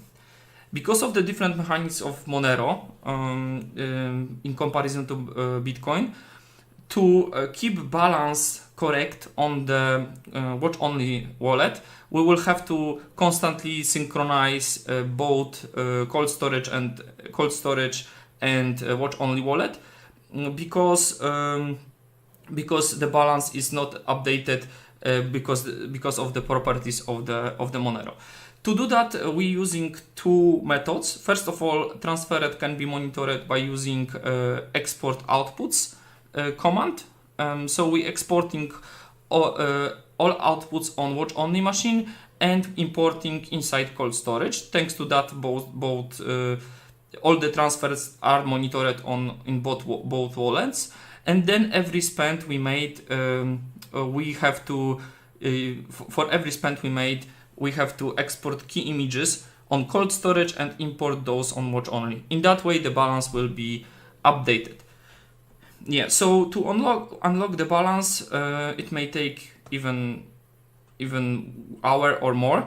So for me, it was one and a half hour, and after that, I could spend Moneros. This is how the account command output look like. So you can see that at this point I had 92 Moneros and 30 of them were unlocked, and I could spend that. To create transaction or transfer in case of Monero, we using command transfer, providing some address, and we at the end we pointing how much we want to spend. In this case, it is one Monero. And yeah, we seeing what kind of transaction it is, and we confirming, and in that way there is a file created, unsigned Monero transaction in the directory in the current directory of the wallet. Next, we taking this unsigned Monero transaction and transfer it to the Monero cold storage where all our private keys are stored. And we can use sign transfer command to sign this file.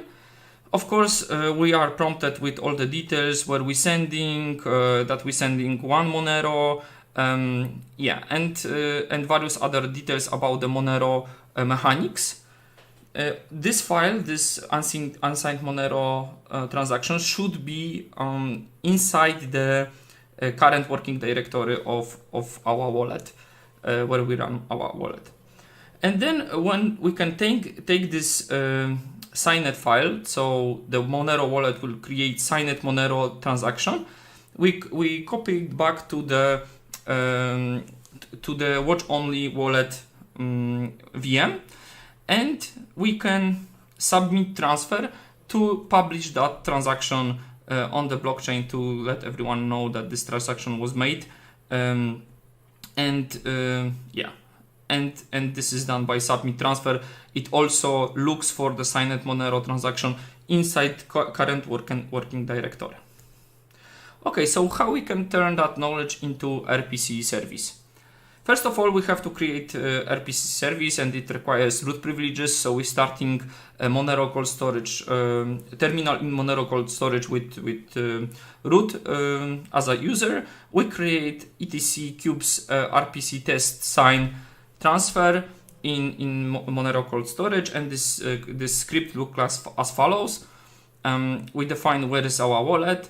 We taking all the standard in that coming during the execution of RPC and putting that to unsigned Monero TX file, and then we running terminal because there will be need for confirmation, which I will show in a minute during the demo. And then we, in this terminal, we just call our wallet in StageNet. We're pointing the wallet to be Monero StageNet wallet, which saying that there is empty password, and what we want to do is signing the transfer. Then in DOM0, we need a policy which will say what should happen when this kind of RPC is called, and then finally the send to sign in our machine where we have our watch only wallet. So first would be to print file to sign or transaction to sign, and then get all the output from the signing process, which will be signed Monero transaction file. Let's see the demo of the RPC. So first of all, we create a transfer to some address that I found. We're transferring one Monero, there is empty password. We confirm that we want to create a transaction with the fees, and you can see that unsigned Monero transaction file was created.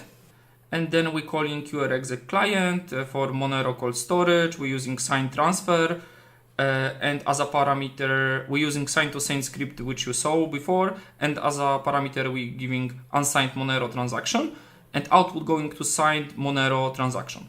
Now you see call, we confirm that we want to use Monero VM, and we get confirmation the window was very small, but there was also information about what kind of transaction we're confirming, where it's going, and so on. Then we have already signed Monero transaction file, and we can do submit transfer pointing to that file.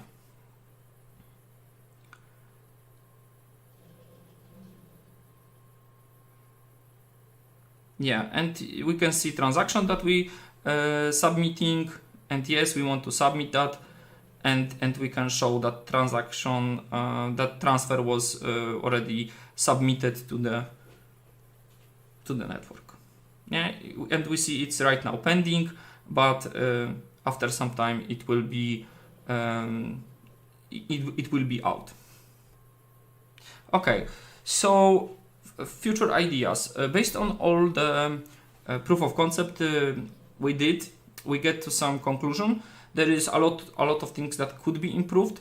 So let's start with some ideas that that could be applied to improve these setups. For Bitcoin, it would be great to get confirmation of explicit amount spent in transaction which we signing. In Monero, we have that because there is new terminal starting and we just typing yes for the transaction. We see what's the amount of the transaction. We see all the details about the transaction. It would be great to have that in Electrum.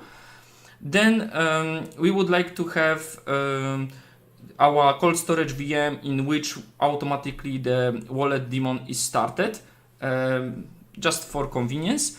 Then we should consider some protection mechanisms for the cold wallet VMs. This could be various things, even Secure Boot discussed before, some encryption. Next thing which is important, we should consider backups and disaster recovery. So we should look at the semi-automatic or maybe fully automatic way of backupping and then recovering from the broken state. In case of Bitcoin wallet, we should recognize PBST and transactions, so partial transaction file and full transaction files, because those could be used in various situations, and we're dealing with those differently. PBST are in binary and require conversion to base 64. Transactions are already text files, so this is these are two different types of files which we have to deal with differently. Then it would be great to have salt stack automation for VM creation for fully featured cold wallets. Then it would be even better and more secure to use multiple signature and have one hardware wallet. So then any transaction would require multiple signature. One could go from cold wallet and we could create some policies according to that. So let's say amounts bigger than should require more signatures or something like that. This should improve the security of the solution. Finally, offline wallet software update should be considered, because right now in case of Monero, the suggestion that I saw online is just completely reinstall everything and recover the key, which could be kind of problematic because setting that all stuff together takes time. And for Monero, definitely improve at password handling, because right now we're giving this password parameter. We could ask about password if someone has some password set up, and this have to be handled by the scripts correctly. Then using CLI is also kind of problematic and should not be really is not recommended by Monero community to use CLI for this kind of operations, so we should consider RPC. Thank you for watching, and I'm waiting for your questions.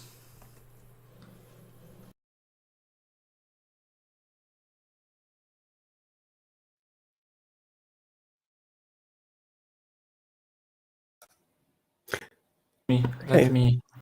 Do you hear me? For the presentation. Yeah. Do you hear me, Marek? Yes, I Yeah, can we hear can you. hear you. Okay. Okay, thanks. Yep. Thank you, Marek. So I believe this presentation finish Qubes OS Mini Summit 2021.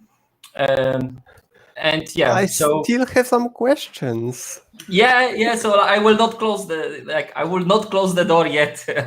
I also want to go to drink something, but you know, let's take questions. Yes, so one thing is I've noticed you use etc Qubes RPC to store the QRXX services. Is it, I haven't noticed, is it in template or in the actual app VM you made? I don't know, standalone something. Yeah, I did that as a proof of concept, and it was in app VM. Okay. So yeah. Okay. So there is a trick for that. There is user local etc Qubes RPC, which is persistent in a app VM and is very convenient to have a QRexec service to have in just one VM. Okay.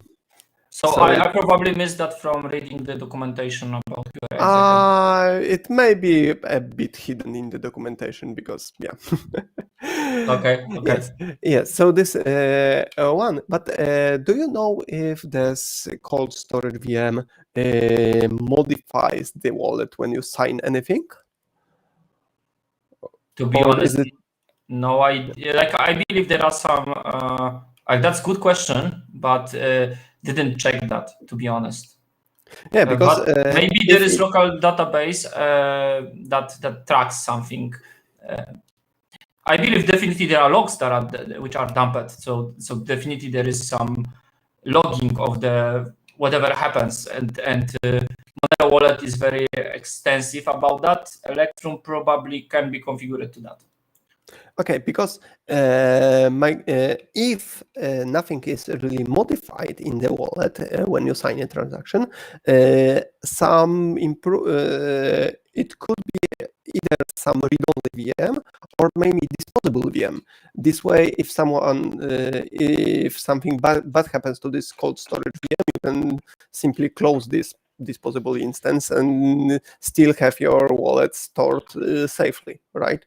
Well, kind of. If something managed to leak your private keys, you have a problem. But otherwise, I think it should be quite interesting use of Qubes features to some extra protection. So you're saying that just to avoid any permanent modification of the cold storage VM, just use disposable VM, and it will always get back to this initial state. Yes, exactly. Because if someone compromise your wallet application, for example, to replace the address you are transferring to or something like that, then simply close it, and the next time you will have fresh copy.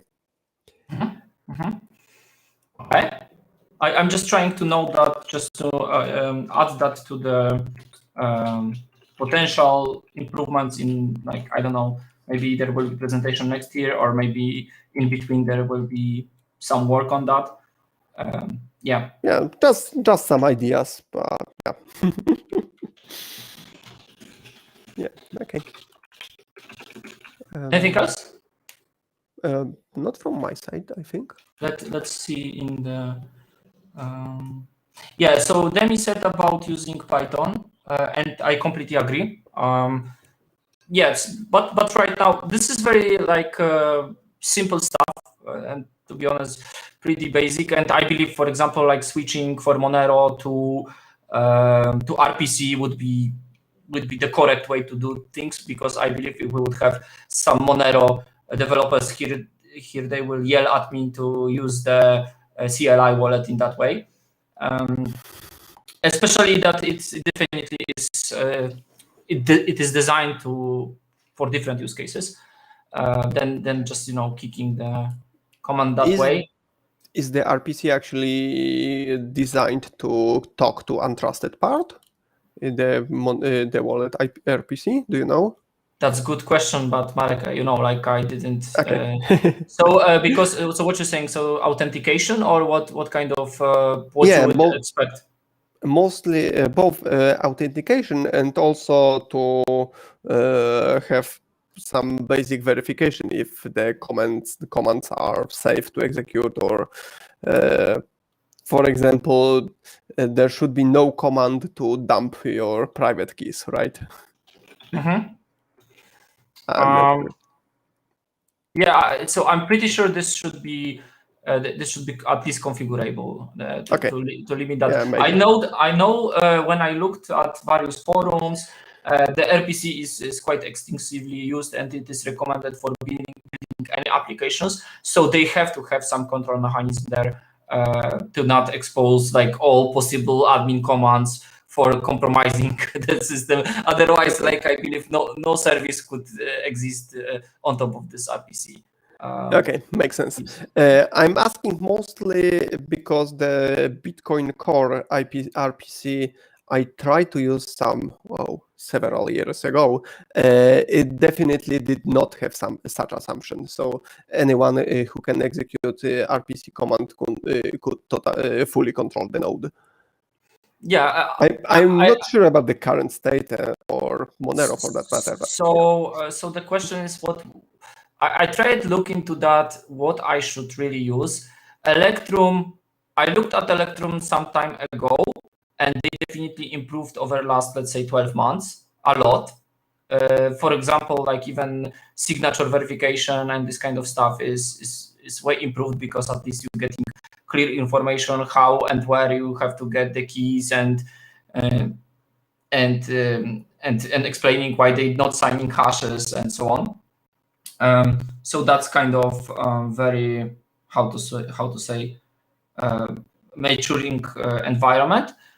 But on the other side, I was also surprised by how to say that in comparison.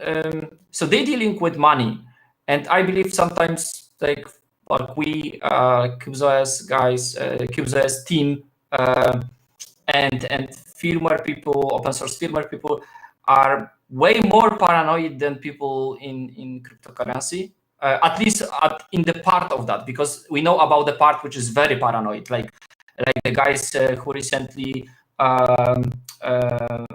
provided a pledge for KGB D16 core boot revival, and they put 50,000 euro on that. So that's very generous from their side. So they are definitely interested in open source firmware and root of trust part.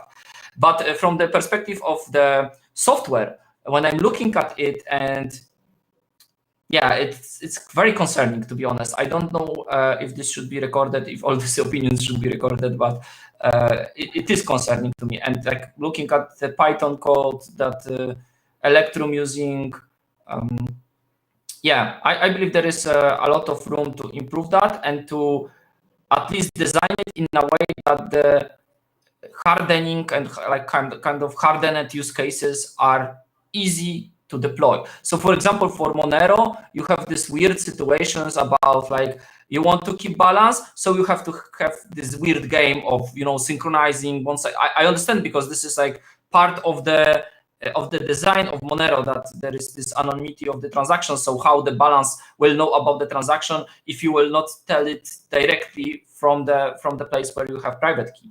And that's, I understand that, but when you're setting up the cold wallet and it is supported setup and documented setup, although everyone's saying there is this disclaimer everywhere where you're setting up cold storage, this is maybe not the most secure procedure. Like you should think about that if you really want that, and if this is the correct way. And you mentioned usage of the multi-signature and the hardware wallet. Can you say more about this configuration? Yeah, sure. So this configuration with cold storage protects you about some of the online attacks that someone compromised the online view-only wallet that is talking to some network nodes and stuff like that. But if someone finds a bug in transaction parsing code or something like that, the same transaction would be also parsed by the cold storage. Some improvement is to use several different wallet implementations and connect them in a multi-sign account. So do you see how this could be automated or like supported in RPC scheme? For automation, I have no idea, sadly. There definitely, I think there should be possible to write a script to to do that, but I'm not sure how complex that would be. And part of the idea for this multi-sign is to actually confirm each signing operation separately, because then you can review the transaction first on your cold storage or whatever order of signing you decide, and then on yet another wallet, and you could use some hardware wallet for that. Hardware wallets have also a nice property that even if your whole operating system is compromised, it, in theory at least, it should protect the private keys, and so it's basically some two-factor authentication thing, like you have some external device that also need to be present and need to confirm the transaction. And some of the hardware wallets have a display that displays you transaction details, so you can separately also confirm the target account and the amount. Yeah. That would be very interesting, and I would definitely like to try it. Also, I thought that this could be kind of graded security. So for small amounts, yeah, I don't care. Like, let's say to this amount, I just don't want to have like this overhead of hardware wallet and so on. For bigger amount, I want to have this second factor authentication. And to be honest, this is like banks sometimes work. Like if you're doing very big money transfer, you immediately getting a call, and are you really sure that you will transfer this 50,000 euro to this account, and so on and so on. So this, I believe this makes sense security wise. Yes, exactly, and also that's the idea for the cold storage. You don't usually you don't use cold storage for everything you have. You use it to store large amounts, and you keep some small amounts for ongoing transactions. In just some online, online, not some easily available wallet, and yeah, just that. And if someone breaks into that wallet, they will only store that small amount you have just for handy expenses. Yeah, so I already posted vPub link to the chat. Anyone who wants to join, feel free. We will probably hang out quite long. Last week it was till 5 a.m. Our Eastern European time. Yeah. So what I see that there are some questions from Thomas. Let's take it, and then we will close this year event. So the question is: trust only needs to be in cold storage, correct? I believe yes. Like you should not trust anything else in this scheme. Yep, that should be the case. If the wallet application is robust enough, but it should be in theory. Yeah. So yeah, that's other concerns. Oh, and one simple short comment about the cryptocurrency software quality. In some cases, indeed, it may be not very good, but also Bitcoin Core was one of the very first applications that got reproducible builds work in practice. So they actually do care about some kind of threats more than others. You're saying which? Who's got reproducible builds? Bitcoin Core. Okay. I didn't try Bitcoin Core, but I didn't also saw like the full node software, not the wallet application, the full node. Yeah, but to run full node, then at some point you have to synchronize everything. Yeah. So, yeah, that's several hundred gigabytes or something. Yes. Yeah, so I'm not sure. Like this is lightweight requirement fulfilled here, but no, definitely not. But just as a comment to the software quality. Okay.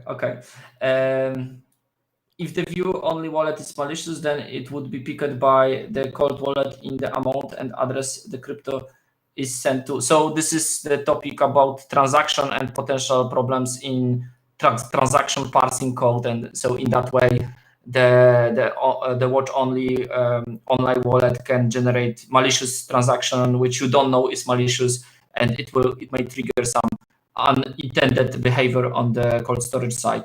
Yeah, but if the cold storage is reasonable, robust, then it should show you the actual transaction, which may be something else if the online storage is compromised. But it should be detect this attack.